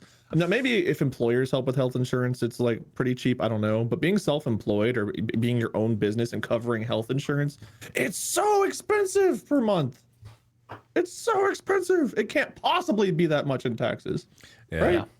It's just one of those things where if you grow up with it, you don't know anything different, and then you see something else, and you're like, it can happen that way. Oh, well, that seems better. And then it's it's just kind of, what That is can the you do? most pure reaction I've ever heard, and it could not be more accurate. It just is one of those seems things. better. This is one of those, seems better. Seems better, don't it? Seems better. Whatever. But the free market. Delicious. Someone The said that I market made their- won't let you die of an illness just because you can't afford to buy something.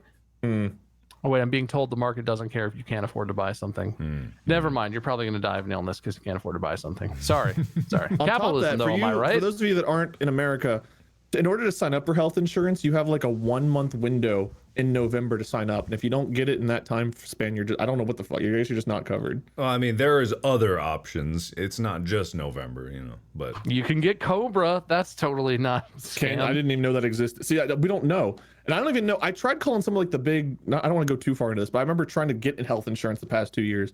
I tried calling some like the big name healthcare places I know of, and they keep sending me to like these third party things that no one even takes anyway. They're like, oh yeah, you want health insurance? We got you here. This is Uncle Bill's health insurance, covered everywhere. And I go in, I'm like, here's my Uncle Bill's card, and they're like, dude,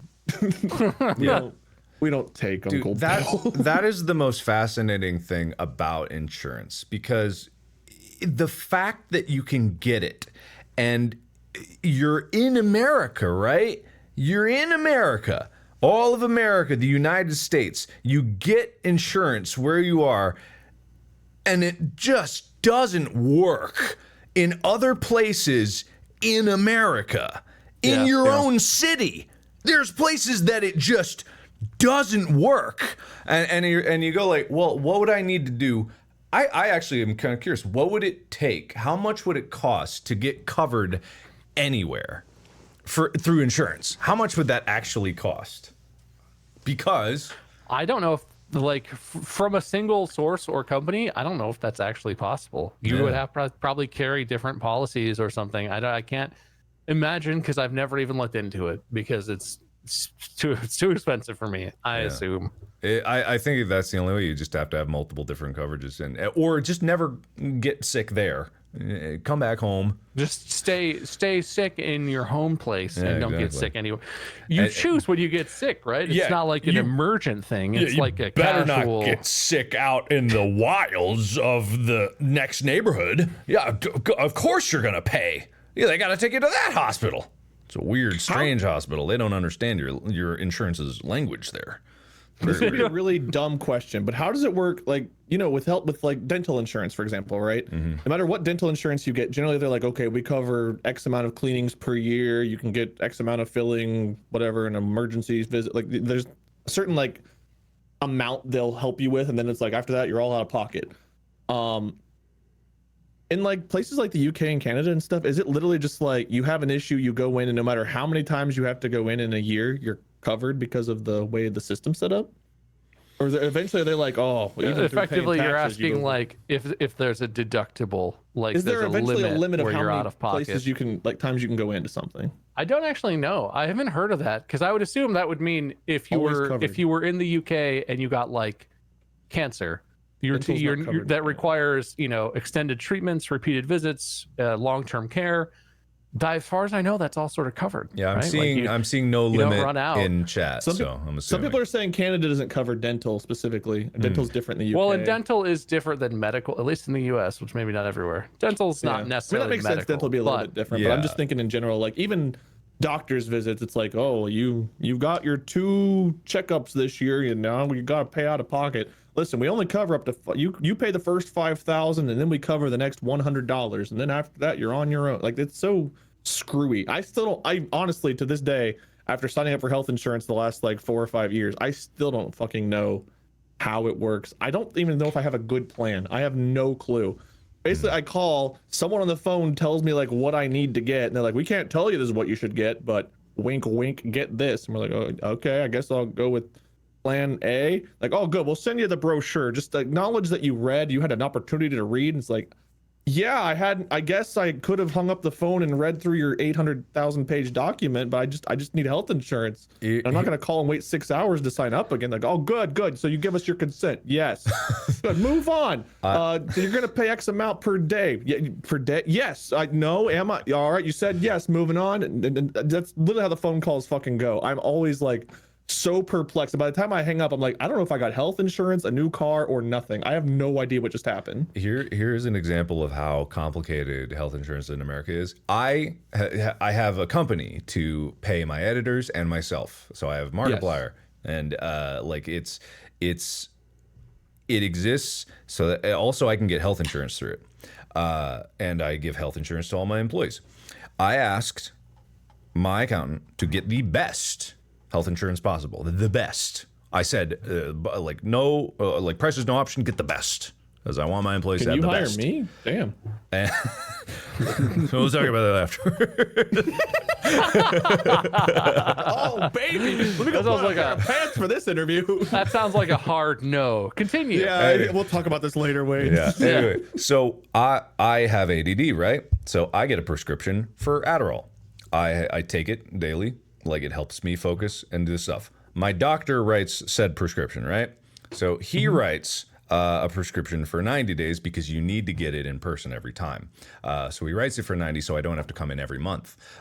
We've been working for 5 years. He trusts me for this and he's like, cool, you're good. I go to the pharmacy and they say, oh, we filled it for 30. And I go, but why? And they said, for 90. It's for not, the doctor said for 90. And they were like, oh, your insurance only covers 30. So we did 30. And I said,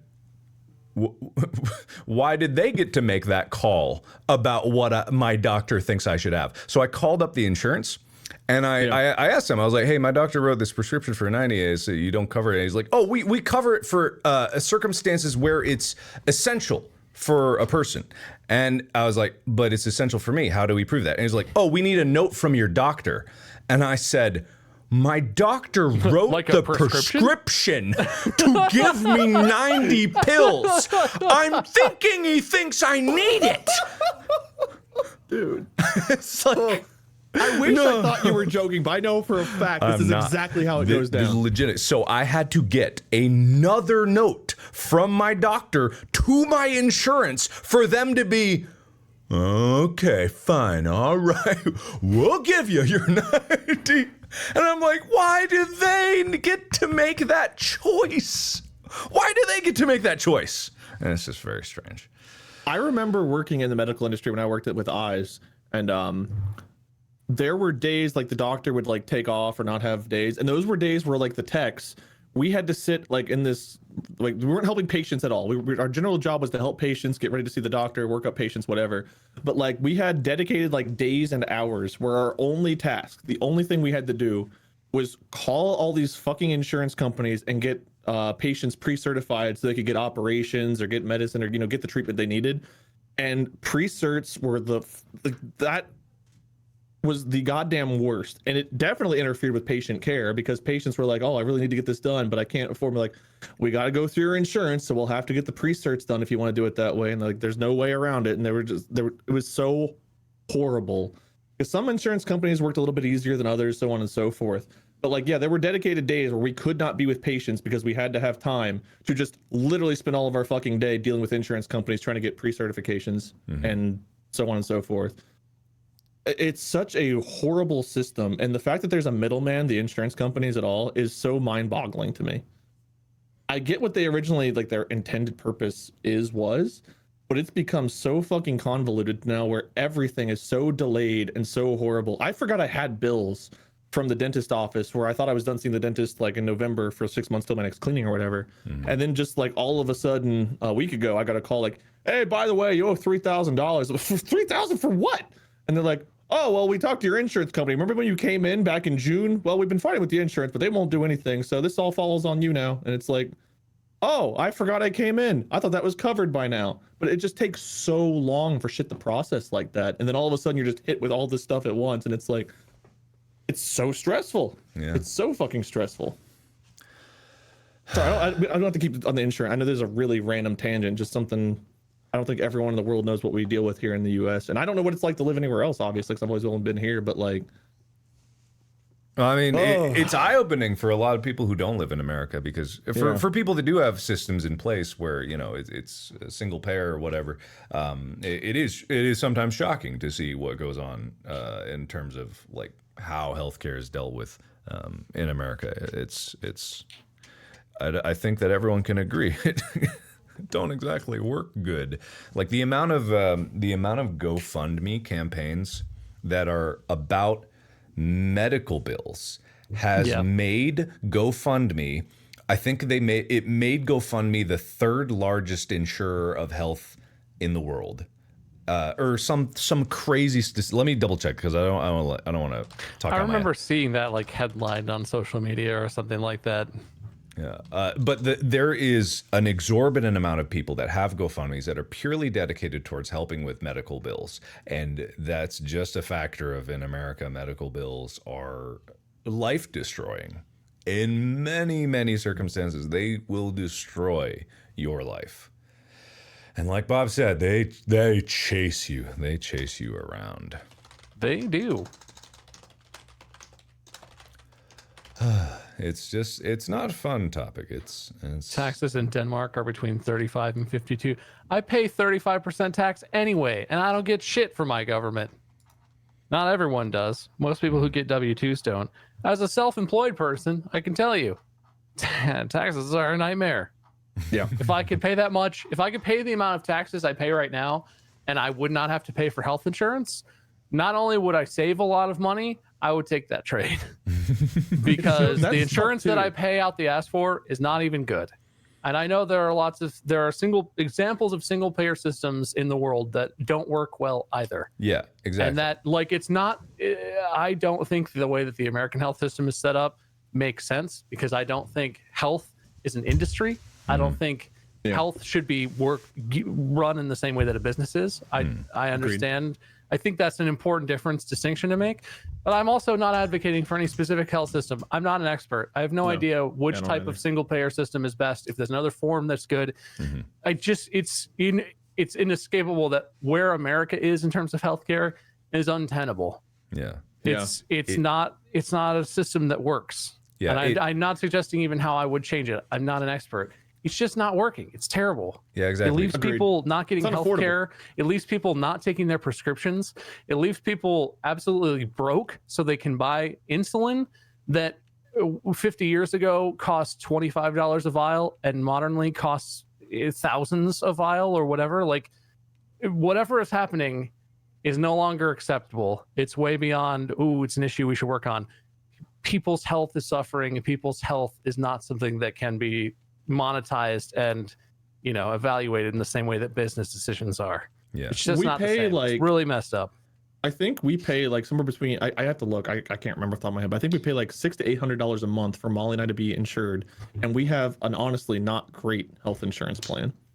And the only reason we have to have it is not because we spend that much on medical stuff per month, but just in case something goes horribly wrong and we're like having to pay millions of dollars. It's like an emergency things so that we're not left destitute because something bad happens to us or we have a heart attack or something like that. And that's what's so fucky about it, is we overpay for nothing, so that way in case something goes horribly wrong, then we're covered and they won't let us die or ruin our lives completely financially. Like that's it's awful. And taxes, like you said, Bob, taxes too. Self-employment, you literally form a business and all of a sudden that whole self-employment thing goes away. It's like, why is that a thing? I'm sure it has a reason why it exists or existed, but like the fact that you spend, I don't know how much, $500 to form a business, and all of a sudden self-employment tax is just like, bye-bye, is fucky too. The whole tax systems, I don't even understand all that shit. I know I had to form an LLC that files as an S corp or something. Like my accountants were like, oh yeah, you just gotta do this, this, and this. I'm like, do I have to stream differently? Do I have to, no, you just file as an S corp now because you're a business. Oh, of course, that, obviously. Yeah, I understand that makes sense. Yeah, it's one of those things where if the insurance system worked the way that people idealize it to, if it worked, we wouldn't be having this conversation. We wouldn't even be talking about it because it wouldn't be a problem because it would just work. It would work the way it should work. It doesn't work. It doesn't work. Like Bob said, we're not experts in anything. Like we are not anything like that. It's one of those things where there's clearly a problem. Doing nothing is not the solution.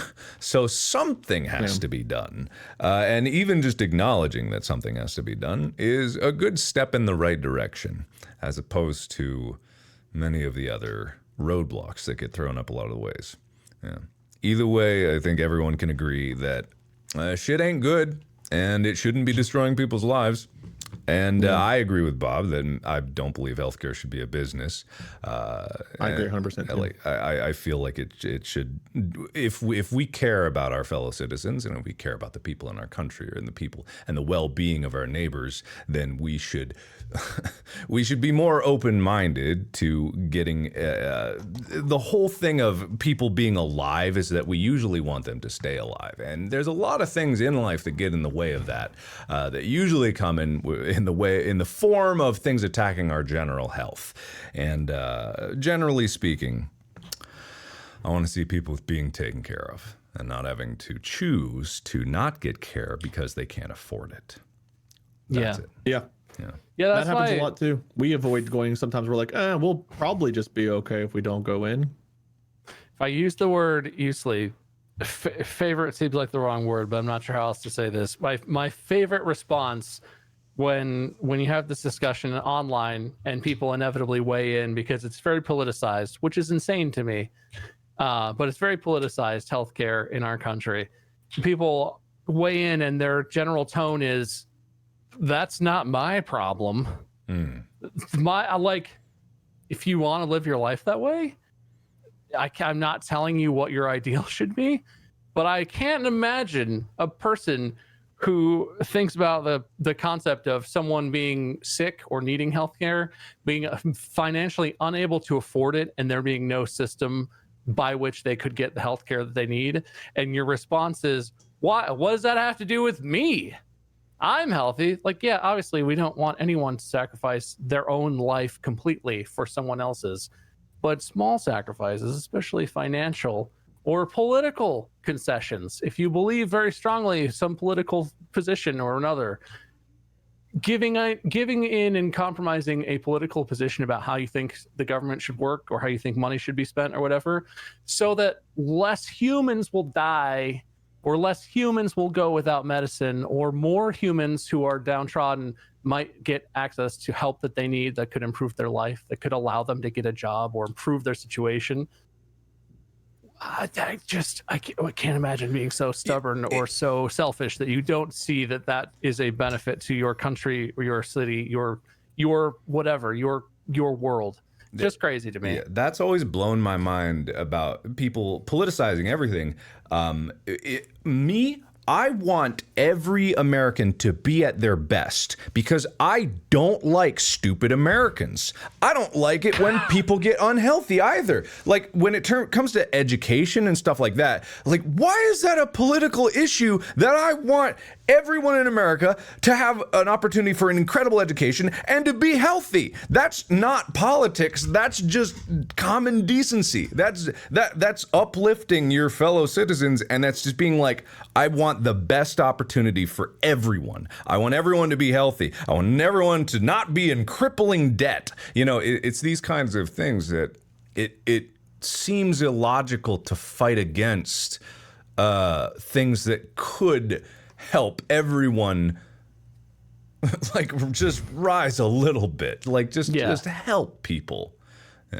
Because in the long run, it's better. They've done studies on like the cost of like productivity loss and the cost of like not giving enough people education. If people are only monetarily focused, there are studies that prove that these kinds of policies, if you want to politicize them, like they actually come out and make you more money in the end. It creates more in the end. And if that's the way you want to look at it, fine. Look at it that way. Yeah. But from just a human standpoint, it's so clear. It's so clear. Yeah. Anyway. This is one of our more serious topics we've covered. Yeah, I don't know how we got onto healthcare. I guess we were talking about tour and stuff. It just sort of happened. But yeah, we went from my balls to a real. My balls really led down a good topic. When you really do see how different it can be, and there's like I would say, like the NHS. I don't know the NHS very well. There are probably some flaws about the NHS, but from just a perspective of comparing my experiences with health to that, I'm like, holy shit, that's awesome. So there is a way to do it. And, you know, it's just kind of one of those things where it's just like, oh, you can do it. And if America is America, then why wouldn't it go at this problem with the attitude that it usually has of, I can do it better than you. Oh, you think your NHS is so good? Oh, watch what we're going to do. Like, why is that not the attitude that we're having? Of course we want to do it better than everyone else. Why wouldn't that be how we want to do it? It makes sense. You look at all these other people that are benefiting from these systems, whatever flaws they have, and we're like, oh, I bet we can do it with no flaws or minimal flaws or less flaws because we're America. Like, shouldn't that be the attitude that we have about it? Couldn't we? Couldn't we do it better? At least part of the problem, I think, is that I can't imagine how, but it seems like there's some amount of Americans in general who would look at it and say, oh, we are doing it better. Our system, the form of healthcare that we have is inherently better because it's capitalistic, because it's a free market. The only issue with our healthcare, the reason it's not working correctly, is because liberal regulations are spoiling the free market. If the healthcare market was 100% deregulated, it would take care of itself. It would find the path of least resistance. It would find the maximum benefit for all consumers, and it would be ideal. And like, I mean, in my opinion, I don't believe that. I also believe numbers and facts tend to disprove that when it comes to healthcare. But I honestly think that's part of the problem, is that that there's some portion of our country in general that believes so deeply and maybe blindly in the idea of like free market capitalism that there's nothing it can't fix. There's no situation where free market capitalism is wrong. It's the best way to run anything that involves money. And like, I think that's a fundamentally flawed view on healthcare. And I'm not saying that I'm an expert or for any reason have any authority to say that my opinion is correct, but healthcare is just different than a business. It just is. It is. Because if you fuck up a business, you declare bankruptcy, maybe you default on your debts, maybe people lose money. If you fuck up on healthcare, humans die, which is worse to me in like an immeasurable way. I don't know. Maybe I'm wrong. Maybe I'm insane. But it seems like it's objectively different in several meaningful and, you know, important ways. Revolving around death and illness. Yeah, with capitalistic ideals, and there are a lot of benefits to be had from that. But at the end of the day, it is about making the most money possible. That's kind of what the end goal of most companies and corporations and things like that is. And with healthcare, what you're seeing right now is companies trying to make the most money possible out of healthcare. And what that comes into is my health insurance telling me they're not going to pay for the 90 if they don't have to, but they can be talked into it because they're not morally justified at all. And at the end of the day, a healthcare comes down to morals. It's about caring about people. That's what it is, and making that a business just really distorts the motivation behind caring for people.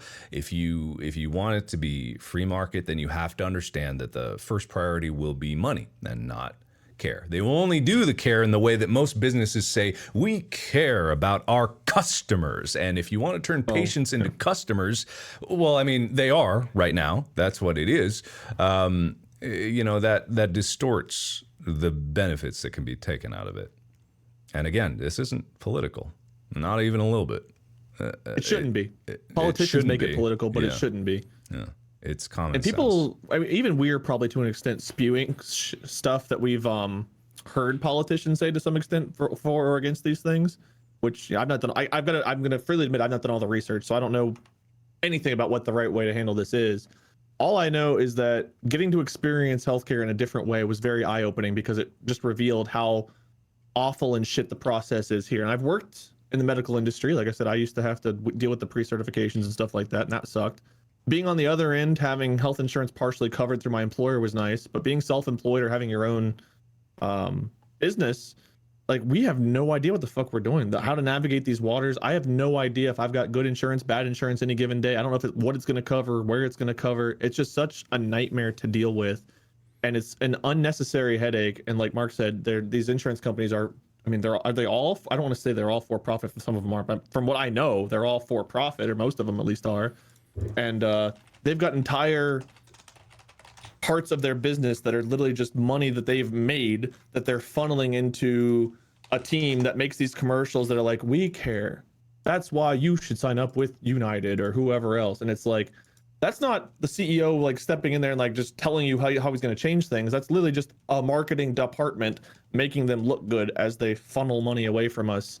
And obviously, if they're for profit, they've got to charge people more than what they're spending helping people, which means that we as a collective country are paying more for health insurance than we would be spending just covering the medical expenses, because there's a middleman taking a cut. Yeah.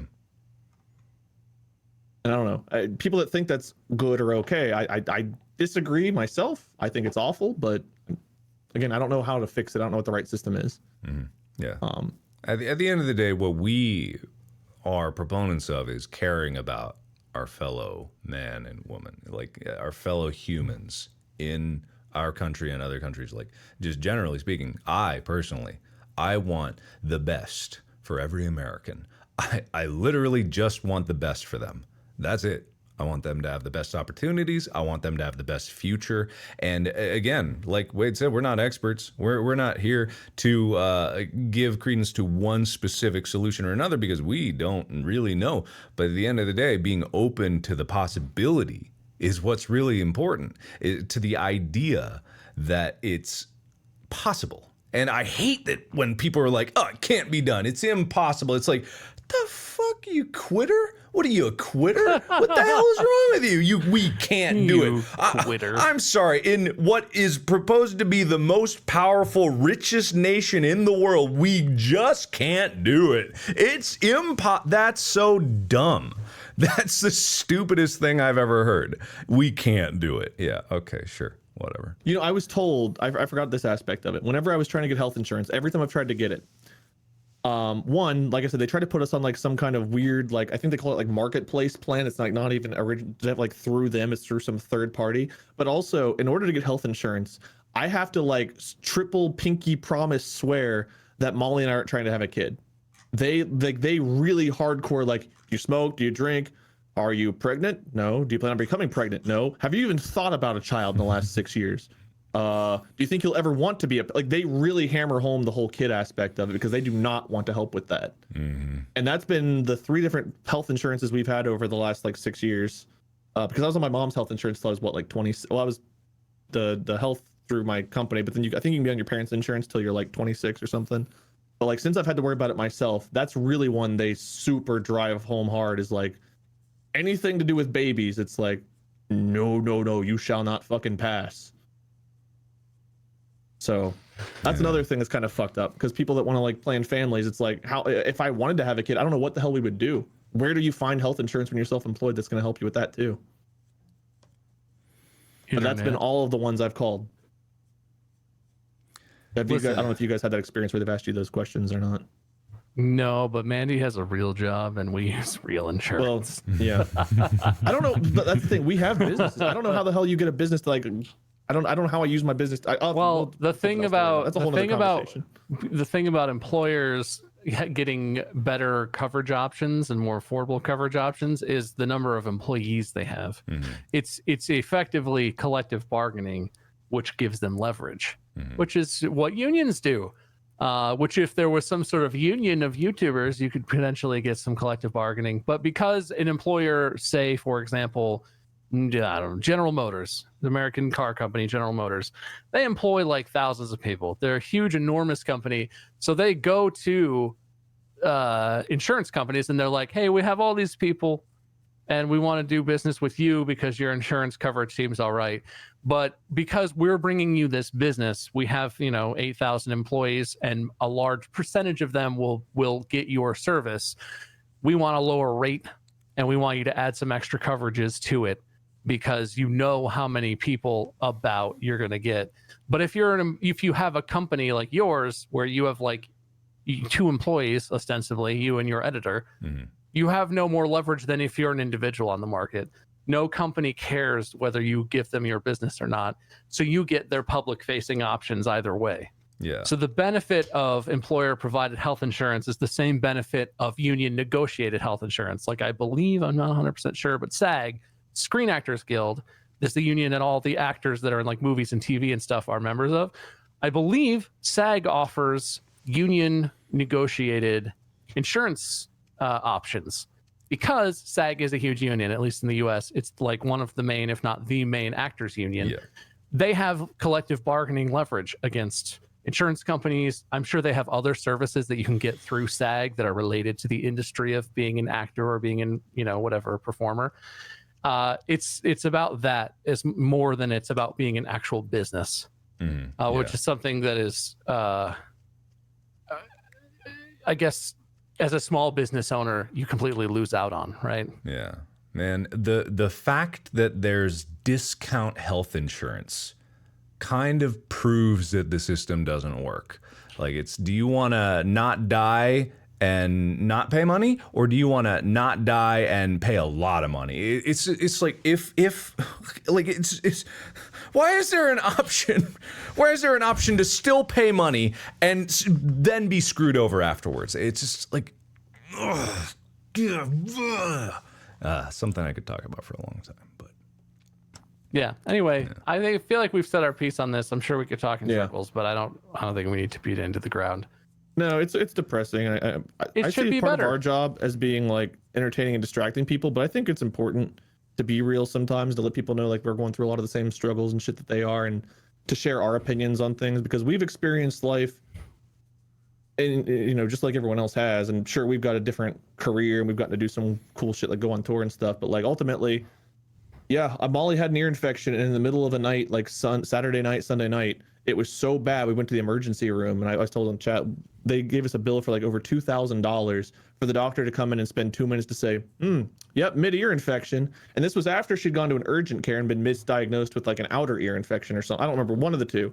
They misdiagnosed her. They gave her like a amoxicillin or something. They're like, all right, you're on your way. It didn't help. It got worse. We went to the ER, and the guy's like, oh, very obviously you need drops because it's this kind of ear infection. And between the two, it was like $3,000 for basically to be told, you have an ear infection. Here's some pills. Wait, wrong. Here's some drops. $3,000 for that. That insurance didn't touch. Thank God you had insurance, right? Yeah, thank God insurance didn't do shit for that. Really saved your ass on that one. $600, $800 a month for health insurance, and then something like that happens. They're like, emergency room. Oh, were you dying? Because even if you were, fuck you. And I mean, it's awful. It's insane to me. I mean, 2 minutes of my time. 2 minutes of my time worth $2,000. Like, fuck, man. Okay, so this came up. I've been posting our firefighter videos because I'm way behind and a slacker. And I was looking through the comments. This is only tangentially related, but I think it's related, and this is hopefully funnier.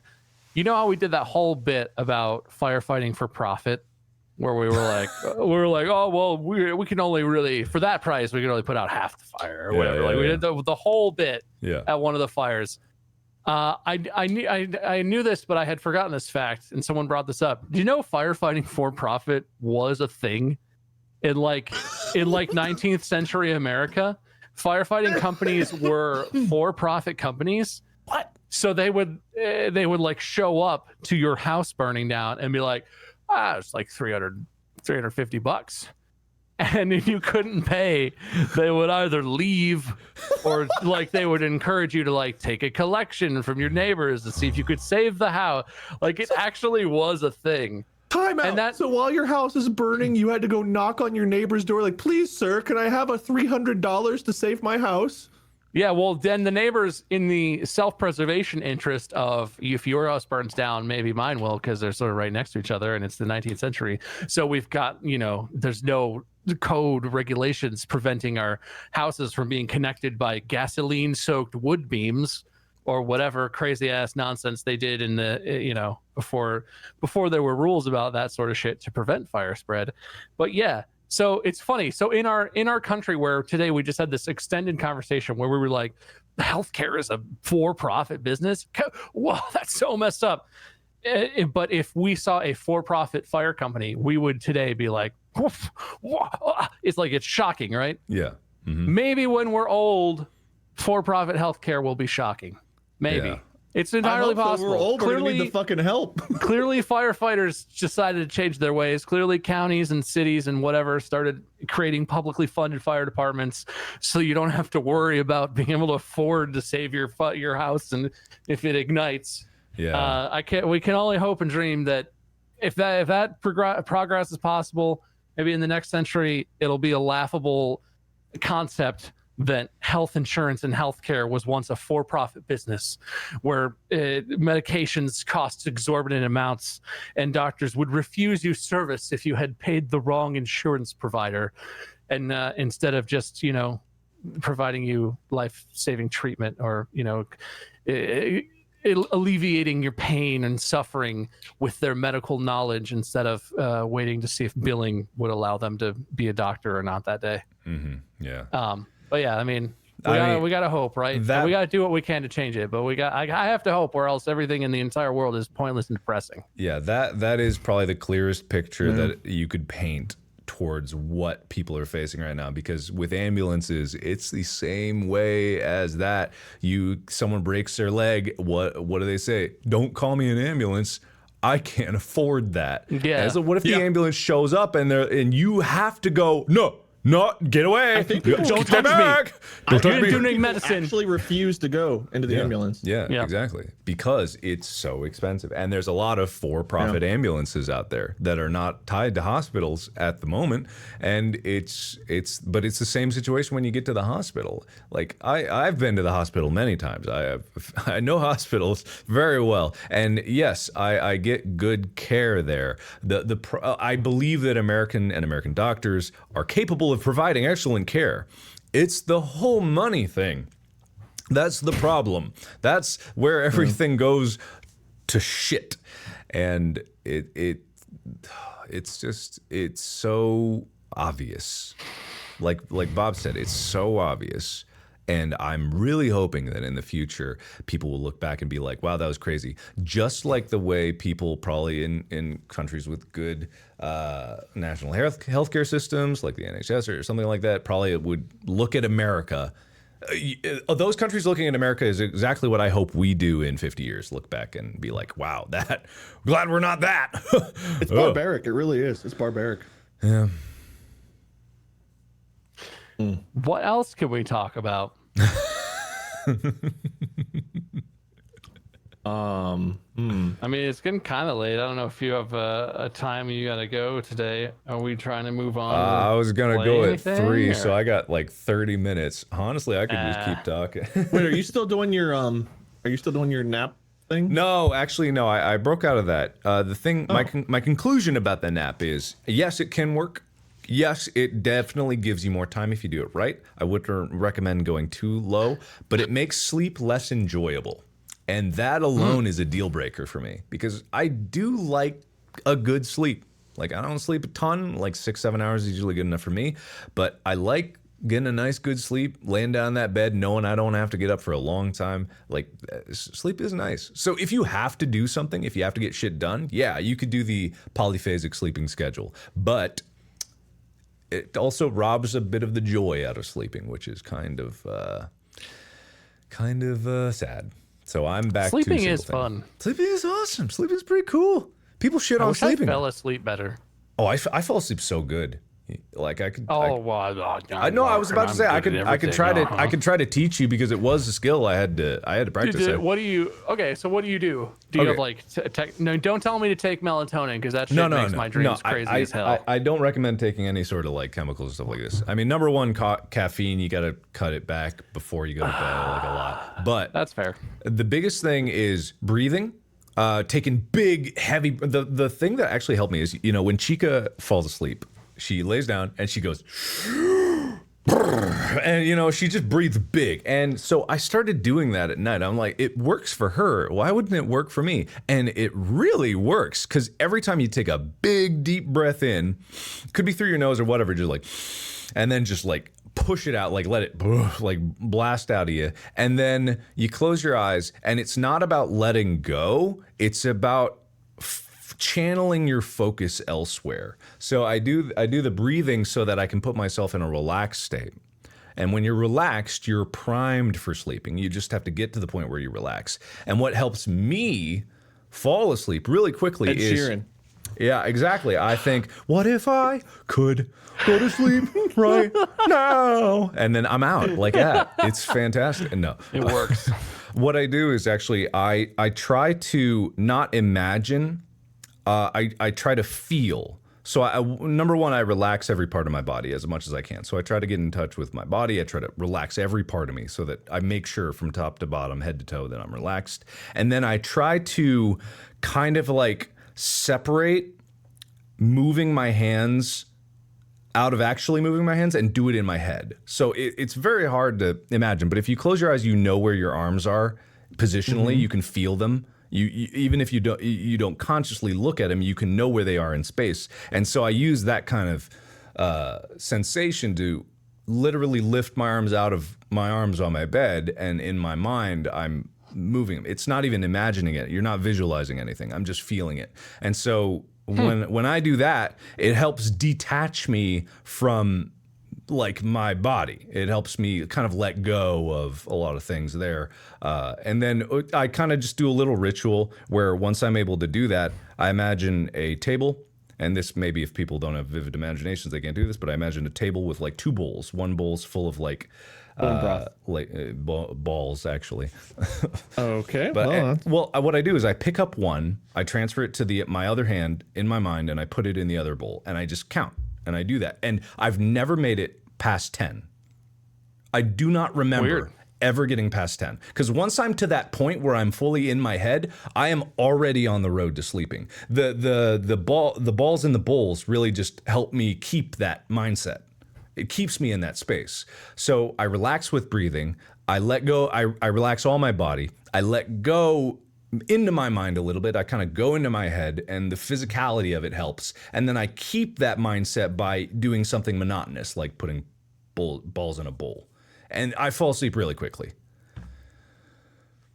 That is a lot to take in. I don't fall asleep quickly, but I have never like Doctor Stranged my arms to putting balls in bowls either. It's not astral projection. What are you talking about? It's not, no, it's not. It's in your head. Guys, please. No, I'm with you. I'm with you. No, chat is going on it. Guys, it's nothing special. You're just going in your head. Everyone in chat is so confused by like your balls in a bowl, your arms are moving in your mind. I think it's something fundamental like counting sheep. Like the imagining of counting sheep is less about counting. It's more about being in a space where you can see sheep in your mind, and you kind of like build that in your head, and you let go of your body, and you'll naturally fall asleep. Like imagining, however, there's a difference between that. Let me clarify. There's a difference between that and imagining like scenarios and coming up with shit in your head. That is counterintuitive to falling asleep because you're actively using your imagination. Me, I'm not trying to use my imagination. I'm actually trying to use my consciousness to force myself. How do you stop that from leading to that? Because in my brain, whenever I have to actively try to keep my mind blank. That's what the balls in the bowl is for. It's to keep me in that space so I don't wander. I have a task. I'm like, this goes into that, and it goes one at a time, and I use both my hands. And because I'm concentrated on that task, I'm in my head, and I'm not going anywhere else. I'm at a table with balls. I don't try that exact thing, but like in my brain, I just know, I close my eyes, I picture like, okay, picking up a ball, putting it in the bowl, picking up a ball. Not just imagining. My No, brain would be it's not what if imagining. The balls were bleeding. My brain would just ask a question that would change the scenario. Because it's not about imagining. That's why I literally like try to detach the feeling of my arms from my actual arms, is because I'm feeling it. I'm not worried about imagining it. It's not as vivid as my imagination would normally be. It's about feeling it. So that's why I say touching it, putting in both hands, really feeling it, so that I can let go of the imagination and I don't bring those elements. If you're imagining imagining things, Gotcha. That's counterintuitive in my experience. Anytime So you're more imagining the feeling of it, you're not visualizing. I'm not trying to imagine the feeling. I'm trying to physically feel it, but in my head. I'm trying to like really feel it. Not feel it, not fakey, not up in my head, imagine it, like feel it. I'm trying to stay connected. Right. I mean, you're really trying. I'm not even trying to be funny, but you're really trying to feel the ball as you move them. Yeah. Mm-hmm. No, I'm really not trying to be funny. Like I get what you're saying. Totally like I can actually close my eyes. I can well. It is yeah, you could call it like it's different words. Like, but the meaning is like it could be the same. It's hard to. It's discern. like a lemon. So I'm picturing myself, or I'm feeling a lemon in my hand, which you know has like you can feel the skin of it, and then you like put it in your other hand, set it down. Yeah, I get what you're saying as far as that goes. It's difficult to explain. For me in my head, there's two different ways that I can imagine something. I can imagine something in a vivid scene with full color and accuracy, and that helps me like with creativity. That's like creative stuff. And then like there's the kind of imagination where if I close my eyes and I just have a sense of self, and I can like feel my limbs, and I can see where I am and how I'm laying, and for me it's just different. There's two different separate things. It's not as clear. It's not really like vivid imagery. It's probably what Bob you're saying about how your imagination works, because you can't picture things in your head. It's more that. Like I think just in a way it's how it goes. Oh, you said how it goes. I thought you just said tacos into your sentence. Tacos. In a way, tacos. Yeah. I think everyone can agree with tacos. that. Yeah. I saw a GIF the other day of our the drowned man with the tacos 4 from the Ouija board. Randomly. Whoops. Wait, so this is going into something I don't know if Mark would agree with exactly characterizing it like this. Streaming's better. Something Agreed. That I've always thought, I don't think about this a lot, but in the context of us, have you ever tried mindful meditation? No, I haven't. Or do you know what mindful? Because it's like essentially what you're describing, Mark, sounds like mindful meditation to me. It could be. Like, it's more sensory than a lot of mindfulness exercises are. Mindfulness exercises and meditations tend to focus on your breath and the sensation of breathing in like the physicality of it. Yeah. But yeah, I feel like you would be terrible, and I feel like it might be a good practice for you, Wade, if you look into mindful meditation in general and try and find some exercises, because like what Mark is describing sounds a lot like a mindful meditation exercise. It's a way to people, at least when I was younger, I've always been into meditation, and when I was younger, I thought it meant trying to keep your mind empty. Like trying to shut it. Generally go for which is like, I feel like what a lot of people, it makes sense, but that is hard to do and not realistic to try to achieve, and it doesn't help you relax. Actively trying to shut down your thoughts is actually really taxing, and it doesn't like you can do it, but it's not beneficial. The idea of mindfulness is like you need to learn the skill, like, well, I'm almost like Mark was describing, of you have a thought, it enters your mind, and you don't explore it. You don't like engage with it. You allow it to exist. And it's like you're, strangers passing on the street. You're not trying to prevent it from existing, and you're not trying to make it go away. But what you're doing is you're choosing to stay focused on some specific thing, like your breath or the balls in the bowl, like Mark was talking about. And it's a way of learning how to create focus that is not focus at the exclusion of like everything else in your world or in your mind, but it's focus despite the fact that your mind is noisy and busy, and you're always going to have thoughts, and you're always going to have thoughts about your thoughts, but like you can learn to calm that down. And I think it's funny because I'm no expert, but I like mindful breathing and mindfulness exercises help me feel less frantic and scattered all the time, but I've never been able to apply them to sleeping. When there's something about my life or my personality, I don't like sleep or something. I don't know. I actively do stuff that makes my experience of falling asleep and getting good sleep worse, which is crazy because I like sleep once I'm doing it. Yeah. But like I don't. And it's like I don't understand it. It's a thing about myself I don't understand. But mindfulness is great technique, and it might help you, Wade, because I feel like you do. Like, it's clear from the way you talk and stuff, you have a very active mind, and that's not a problem, and it makes you very talkative and creative in conversations. But I can imagine that must be exhausting when you don't. Well, I sleep like a baby when I fall asleep, and I don't want to wake up. You guys know from hanging out with me, I sleep till you guys wake my ass up. Like, I will sleep till 2, 3, 4 in the afternoon. But falling asleep is awful. I will, if I don't have a medium, like, you know, usually what I do is I'll find something kind of calm. Like, lately my thing is, I don't know if you guys know the game RimWorld.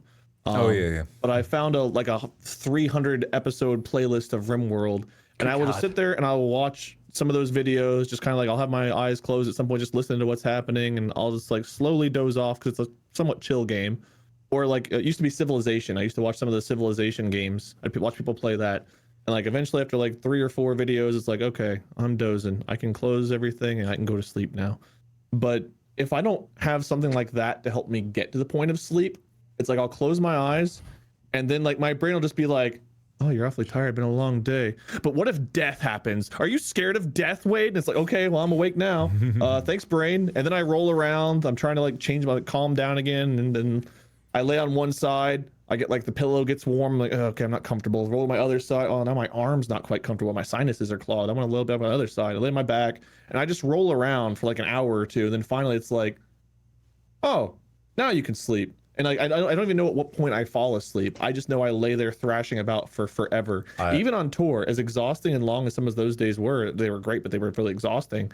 It's like, I would lay in my bunk. Everyone else would probably be asleep. And I'd be laying there watching something on my phone or my tablet.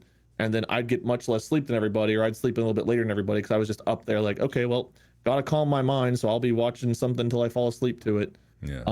I have a solution for the uncomfortableness. If you finish what you were saying though. Oh, I mean, that's pretty much it. Oh, okay. Yeah, for the uncomfortableness, like a lot. Also, backtracking, a lot of my sleep problems. I wasn't able to fall asleep very well until about 6 years ago, maybe 6, 7 years ago. And then one day I was so pissed off at not falling asleep, I was like, fuck it, I'm gonna fall asleep. And then I was like, and then I fell asleep really fast. Cause I was like, cause my imagination was running wild and I'm like, I'm fucking done with this bullshit, shut up. And then I just like, I was like, oh, I'm going to sleep now, go away. And then I fell asleep. And then ever since then, I've been better about falling asleep because I make the conscious choice of when I'm going to bed to go to sleep, I am like, okay, I'm falling asleep now. I don't really look at my phone too much, but I do. But about the getting uncomfortable thing, I have an easy solution for you. If you're rolling around in bed and you're uncomfortable, you can't find a good spot, get up and get uncomfortable. Literally get out of bed, go somewhere cold, or open the fridge, stand in front of it, like see the light, and you're like, oh, I hate this. You want to be less comfortable than when you were in your bed, because when you return to your bed, that'll be more comfortable than what you were just in. And for me, it works every time. Like anytime I wake up in the middle of the night, my bed's hot. I don't even try to deal with it. I get up and I go someplace that's cold and I let my bed air out, and I'm like, I want to go back to that bed now, and then instantly I'm better. Yeah. Interesting. I mean, we haven't gotten it yet, but Molly and I have like, our Christmas present was we got ourselves a king bed because we've been in a queen. And part of my discomfort is something I can't fully help because Molly likes to sleep not on the edge of the bed. She likes to sleep like in the middle of her pillow. And then our dogs sleep in bed between her and I. And if she's somewhat like in the middle of her side, then there's 2 dogs in the middle. It doesn't leave a whole lot of room for me because they like to lay long ways. So I'm always fighting with them and stuff until like literally I have to wait until my body is so exhausted it just gives up and passes out. And that's how I go to sleep at night. Yeah. That's honestly, for me, that's what I get to too. I reach the point where I'm falling asleep while I'm doing whatever I'm doing. Yeah. But it's like hours for me. Like same. If Mandy, if we decide to go to bed at like 10 or 11, like we go to bed at 11, that probably means I'm not actually going to be asleep until 2:30 or 3 o'clock. And I still like, same. I don't feel good. I still wake up at like, well, hopefully 9 at the latest, but sometime in the morning and start doing stuff. But yeah, I guess I need to consciously develop this. It's not a thing that I'm very good at, but it's a big mix, everything you were saying, of like being uncomfortable in the bed, and I'll lay down at 3 a.m. out of the bed. Some nights at 7 a.m. before I check my phone. It's like, oh god, it's 6:40 and I'm still not asleep. Last night, knowing I had to be up early today to go get my tooth fixed, last night I tried to go to sleep at like 2. I was like, okay, 2 to 10, that's about 8 hours. That should be fine. Laid down, got my iPad out, 4 o'clock, 5 o'clock, 5:30. And then finally at 5:30, I was like, I'm kind of tired. I'm stressed. I'm just going to do my best to fall asleep. And thankfully it actually worked. I fell asleep pretty quickly, but like generally speaking, that doesn't work. But I was still up till 5:30 or 6, somewhere in that range. I had to be up at 10. So I got like 4 hours of sleep before the show and stuff today. But like, yeah, just knowing I had to go to sleep, that extra pressure of being like, oh, you're going to get less sleep if you don't fall asleep fast. My brain was like, oh, you want to watch this entire playlist tonight? You got it. Yeah. Yeah. Yeah. That's my sleep schedule. Every single night, it's watch something on my, it's like do a mobile game or something, then watch something on my tablet until I literally fall asleep watching it. The worst nights for me in terms of like taking a turn for the worse. So most of the time it's on my phone. I'll be scrolling social media or on watching YouTube videos or something relatively passive. There are sometimes where it'll get really late. It'll reach a point like usually maybe 1 or 2 in the morning, pretty late, where my brain is like, fuck this. And I like go down, I leave the bedroom and put something on Netflix, like a long movie. Mm. And those are, they just reached a point where I'm like, I guess we're not sleeping at all.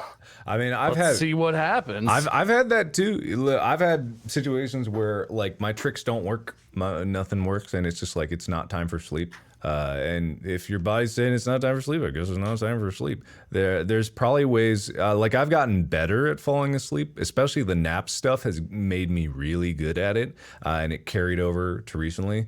But yeah, I think most of the time it's just like, it is that conscious thing where you're like, I don't really want to fall asleep right now. I could be awake, you know, and when that's like hanging around in your head, that makes it almost impossible to go to sleep. Because you're always just like poking yourself like, hey, well, not yet. No, don't go on. I do know of one weird solution that I don't ever use, but I know would work. I used to work at UDF, United Dairy Farmers, which is like an ice cream place, gas station, whatever. But my hours were like I would work till 1 a.m. and then some days I had to open at like 4 a.m. And it was just my schedule was always kind of fucked. But sometimes like Tyler and another coworker of ours would come over and they'd want to watch the show Supernatural. And Tyler's parents had been getting rid of some furniture and they gave us like a couch and this chair. And we got like another chair that's very similar, but it was like a really plush, nice recliner that like leaned back. And I would turn on the show and no matter how awake or tired I was, I would get like 10 minutes into an episode of whatever episode it was. And I loved the show. But I would pass out in that fucking recliner like there's no tomorrow. And our recliner now too would be the same way. I don't ever sleep in it intentionally, but there's something about the reclining chair that rocks me to bed like a baby. It's like I'll put on a show, kick back in the recliner, I'll be wide awake, and I'm just done. I sleep really well on planes. Like some people can't sleep on planes. I pass out really fast on planes. There's something about like being in a somewhat sitting position. I don't know if it goes back to like being a baby and being like in a car seat or something, but like something about being like a comfortable chair or even a fucking plane. Like I said, I can fall asleep easier on a plane than I can in a bed, and it makes no sense to me. It is weird. There was a job I had building decks when I was in high school, and my boss's truck, huge, like whatever is above an F-350, that's what it was, because it needed to haul a lot of lumber and haul stuff away. Sitting in the passenger seat of that vehicle put me to sleep instantly. Every single morning that we'd be going to build decks, I could not stay awake. And he'd always pull the joke of screaming and waking me up as if he's about to crash. Every day he would do this to me. The super cool guy joke of pretending to get into a car accident. Yeah, exactly. Yeah. But fun. That, and plus with the fact that whenever I get a massage or something like that, I have to struggle not to fall asleep. It made me connect the dots of like, okay, what sensations from these experiences are working to help me fall asleep? And so I build off of that to kind of develop the techniques that I use to fall asleep. So yeah, Is it people touching you? Is that what makes you fall asleep? Well, I would have thought that like if someone's just rubbing my back that I wouldn't fall asleep, but no, it's something about like the soothing music, the fact that you have to maintain a unmoving position. You are forced to relax. It's those are the elements that I took away from it, like the relaxation, the breathing. My breathing was actually kind of restricted. I didn't know if laying on my belly was like helping me sleep, but then again, in the chair, in the truck, like it's still sleeping. So I take these elements from them, and I'm like, okay, what works? What works? So yeah, no, I got sleeping pretty down, but only through a lot of effort and a lot of practice. Yeah, I mean, I've tried some different things, but I've not tried the mindfulness. Bro, and I got sleeping weird fucking down. It's like two 9-month-olds talking to each other at daycare. Like, dude, what have you been doing lately? Man, fucking can't get to sleep. Like, can't figure it out. Bro, I nailed sleeping. I sleep for like 4 hours at a time. I wake up for milk 3 times in the night. Killing it, dude. I got sleeping down, talk dude. About trying to be human, like, oh, I am very good at sleeping with my human brain. Yeah, I just lay in my human earth bed and I fall asleep like any human would. Anyway, sleeping sucks and I hate it. Once I'm asleep though, dude, I'm so happy. And then like the days where you don't have to get up right away, where you can just kind of like slowly wake up, is so nice. You guys ever just have bed days? That's the counterpoint. I have not had a lay in bed day or a slow get up day in over a year. So, dude, bed days are what's up. Maybe that's what also helps me fall asleep, is because I don't get a full 8 hours, and I always get up from an alarm, so I'm always kind of tired. So that also helps a little bit. I'm never like full rested. You're always slightly dying of tiredness. That's my secret. I'm always tired. No, but I get up. When I get up, I feel fully rested. So like I'm fine in that department. I don't think, no matter when I get up, I don't think I've fully rested. But I also am pretty sure, because I'm a big fat guy, I have sleep apnea, and I need one of those machines that make sure I don't die in my sleep. I have lots of issues, guys. Give some subs. Come on, 5 gifted for my issues. Come on, guys. Guys, you heard me. I feel like we're holding like we took the hat off our head. We're walking around right now. Like, guys, listen, I appreciate you coming to the convention to meet us, but we really have problems. Please, if you just spare a nickel, put a nickel in my hat. Put a tip jar at the end of the hug line. Can you just consider donating to your down and out celebrities here, please? Wasn't it nice meeting your heroes? Give them if you're a real fan, just put in the hat. Well, I mean, you guys laugh, but for years, that's how things worked with celebrities at like convention. When YouTubers came up, that is how things work. That is, you know what's the weirdest fucking thing to me? What? Have you guys been contacted by Cameo? No, I haven't. I don't think so. Do you know what Cameo is? I do, yes. Is it safe to Google this? Yeah, well, maybe. I mean, the thing I'm talking about is an app called Cameo. Unique celeb shoutouts. Yeah, so like absolutely no shade to anyone that has chosen to do this, because there are lots of people I know, YouTubers and people that I know of or that I know in person who have done this, who have made accounts on the app, and they reached out to me and were like, "Hey, we think you'd be a great fit for Cameo, Bob Meiskirm. You should." And I'm like, "Cool, I'm glad you know my name. You really got me." But like, and clearly these are services that people use. The idea of Cameo is that you can go out there and your favorite celebrity, if they are on the app, will have a page where it's like $10 and I'll give you a shout out and I'll say your name and I'll say a little what up to you or whatever, or $15 and I'll say a custom message and like, that's just such a weird interaction for me. Yeah. Like, Is this the app that Antonio Brown used? The former Steelers wide receiver who's now with like Tampa Bay or whatever. Did you guys see the weird shout out he did? No idea. No. He was in a swimming pool. Well, go ahead, Bob. I'll tell you. It's not ostensibly that different from like someone giving bits or stars and us being like, "Hey, thanks for the 500 stars or whatever. Like, what up? Happy birthday." It's not like real, like it's really not that different. But the fact that this platform exists for the sole purpose of this type of interaction, it's just fucking weird to me. And like, I don't know, who would want that? Am I weird that I don't understand the appeal of that, or is that weird? Well, because the whole notion of it seems crazy as shit to me, that you would pay actual human money to a celebrity of any sort just for them to like say hi to you or say happy birthday or something. Like, I mean, am I missing That's it? more direct than the bits and subs on like Twitch and stuff. I get it. Yeah, I get it. I mean, I wouldn't do it myself, but I understand the appeal because otherwise these people are completely inaccessible. So it goes back to the traditional methodology, like of meeting celebrities at convention. You got to pay to get an autograph. You got to pay to do this. For some people, I guess I would never do it. I don't really like it, but for some people, it makes sense because that can mean something to someone who really looks up to this person to get a personalized message. Streamers do it with minimum amounts to get your message on stream. Like it's not uncommon. I think it's just a different form.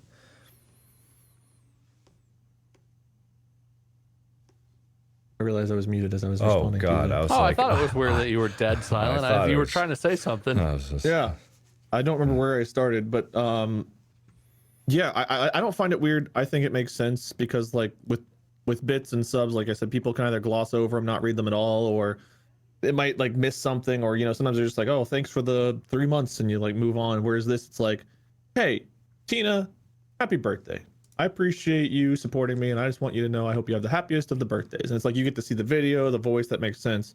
But in some of the, you can tell the celebrities. I want to talk about the Antonio Brown one that like just don't fucking care. Antonio Brown was a wide receiver who kind of went batshit fucking crazy, and he did a whole bunch of stupid shit like nonstop. And somehow he has another chance. He's with Tampa Bay. He did one of these videos. I think it was for charity. It was like someone donated, I think it was like $500 to his thing that was going to charity or something. And he was like, I forget the name. He was like, hey, Tom, hope you have a happy birthday. I also hear it's your 30th anniversary wedding. That's the way he phrased it.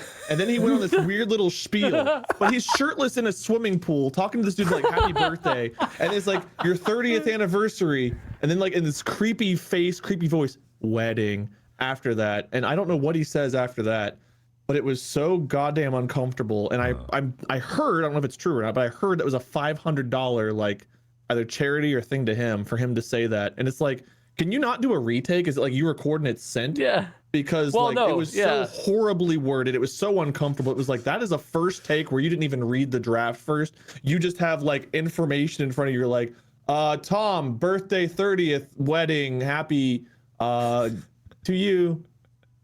I guess that's the thing for me. I do not look down at all on people who idolize celebrities or even people like us. Like a lot of people, I think, look up to you, Mark, because you've done a bunch of great charity work, and like I understand completely why a person might see what you've done and find you really entertaining or whatever, and really sincerely like look up to you or a lot of other people in the world who have set good examples and done great things. But this type of relationship in general, which I believe is called parasocial or something like that, sure. where it's one directional, basically, the type of relationship that you and every other like YouTuber and content creator and we have with our fans. It's not at all insincere, but it's one directional. And the only examples I've ever seen of cameos are of like actors or famous people, and it's not as bad, but it's almost like what you're saying, Wade, where they're on their phone like in a Uber going somewhere or something, and they're like, hey, Steve, you said that it is your daughter's birthday and that she's a huge fan. So happy birthday, Steve's daughter, Amanda.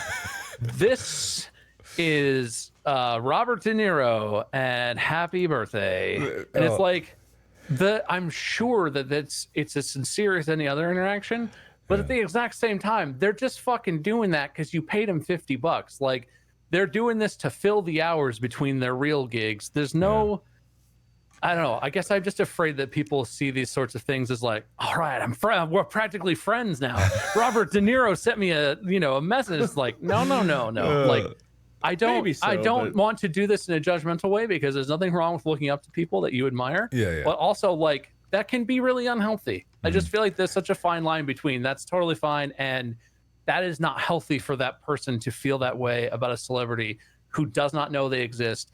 Even if you get a private message, once they're done recording that and they hit send, they go back to not knowing that you exist. Yeah. Like you're not any closer to them And I guess it concerns me. Is my issue with it. I guess that's always a concern. That's always going to be around. But something about what you said reminded me of this TikTok. I forget who made it. If people remember it, please let me know. But it was this kid sitting in a car and he's crying. He's like, "Come on, man, just do one more, man, just do one more." And he pulls up his phone. He's like, "Hey, Greg, thanks for watching my videos. Have a happy birthday and keep it popping," or something like that. He just like puts the phone down and he's like, and this caption was just like, former Disney star doing cameos for rent money. God. It's just like, oh man, I hope people aren't doing it just to like pay the bills. But I mean, hey, if you can capitalize on your celebrity in whatever way you can, more power to you, I guess. But yeah, I mean, absolutely. Put There's some nothing effort wrong into with it. trying to pay the bills and build your brand and do what you think is right. It just seems concerning to me. I linked guess you I'm guys just a the video. judgmental bitch.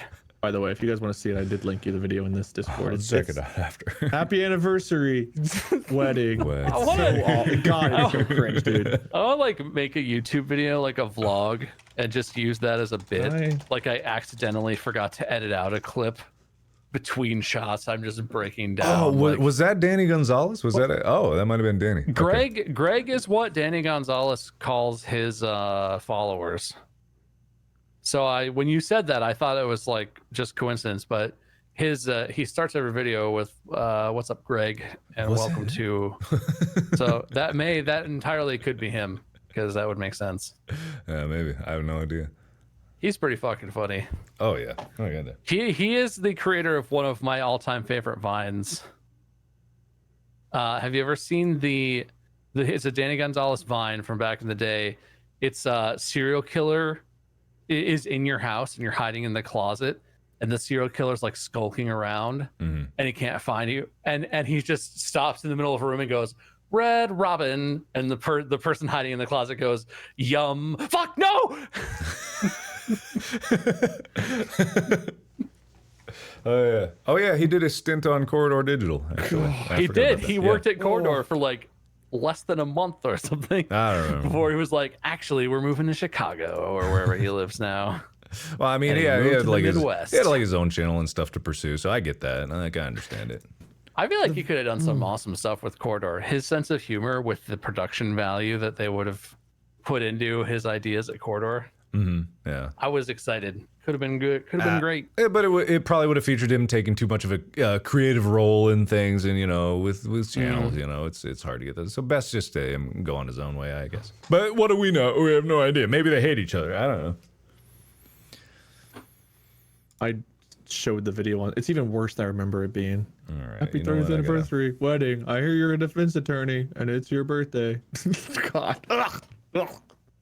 I mean, people like share bits around. They're like, "Hey, can you say hi to so and so?" Or "It's so and so's birthday. Or it's my birthday." And it's, I try to like, "Hey, happy birthday! Thanks for tuning in, watching." Like, just try to give them like an actual genuine moment there. But like, whatever that is, if that's what the cameos are like I'm sure not everyone's is the same, but that is so not fair. No matter how much they're charging, $1 or $500, like you got to do better than what that is. If you're doing it, that's fine. Do it well, right? Yes. You owe I'm it gonna to play people. the audio on my stream because I want to hear what this is. I So, just I'll listened play to it it. again here. It's I mean, he's smiling. So. Wedding. He did know that he could do it over again, right?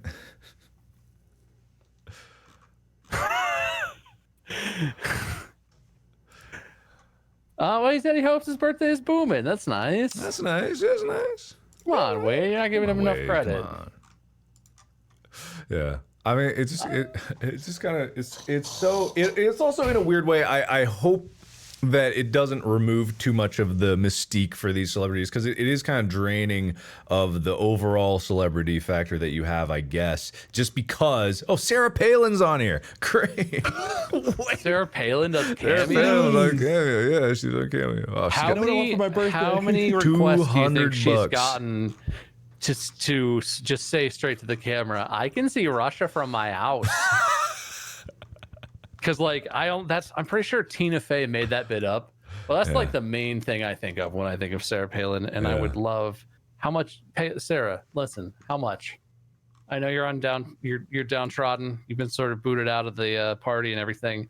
How much you want? I would love to have that soundbite for like a notification on my stream. Chat's all like, is Ethan on there? Is Obama on there? It's Obama. God, if Obama was on here. Can you imagine Obama in his like living room doing cameos straight into the camera? That'd be so. I hope he wears like a nice like robe and he's got like a cigar and like a martini. He's just like, God, can Bernie do cameos? Sorry, keep going. I'm sorry, you interrupted. No, you're good. I must know. Go. I want to hear it. I can't do a good Obama. I want to hear. Oh, you can do it. You got this.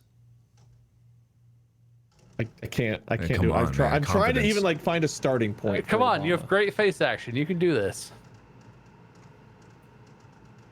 My fellow Americans, happy birthday to Tina and Todd on this day of your birth.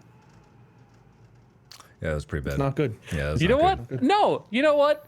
With no prep and being a person who does not do voices of real life people as a professional or anything, I will accept that. I could 100% detect the mannerisms that you were trying to go for.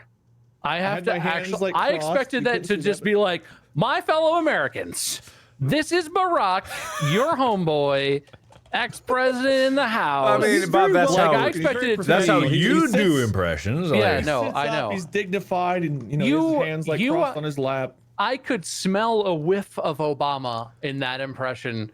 That honestly, I was impressed. I Okay. expected Thank it to you. be so bad that I would just laugh at you, and it Listen. was not Thank you. that bad. Wait, I'm not was gonna not lie bad. to you like Bob currently is. That was a very bad impression. It was not. It was pretty bad. You gotta listen. It was not in the tone. Wade's voice tone is not even close to Obama's, and that's nothing he can do I didn't about even that. hear a like a I'm I didn't hear a which was really what I was hoping for. He What? says a lot. Does he? Because he speaks He doesn't do with long care. uhs.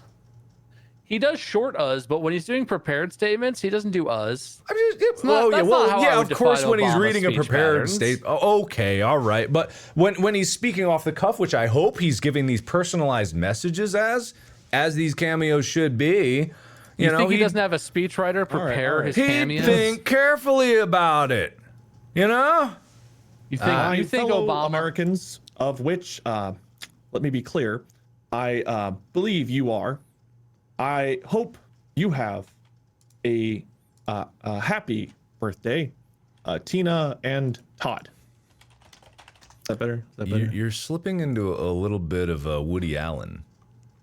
I don't even know Now, what Woody honestly, Allen sounds like. I could hear what you're going for, and that was a market improvement. That was an improvement.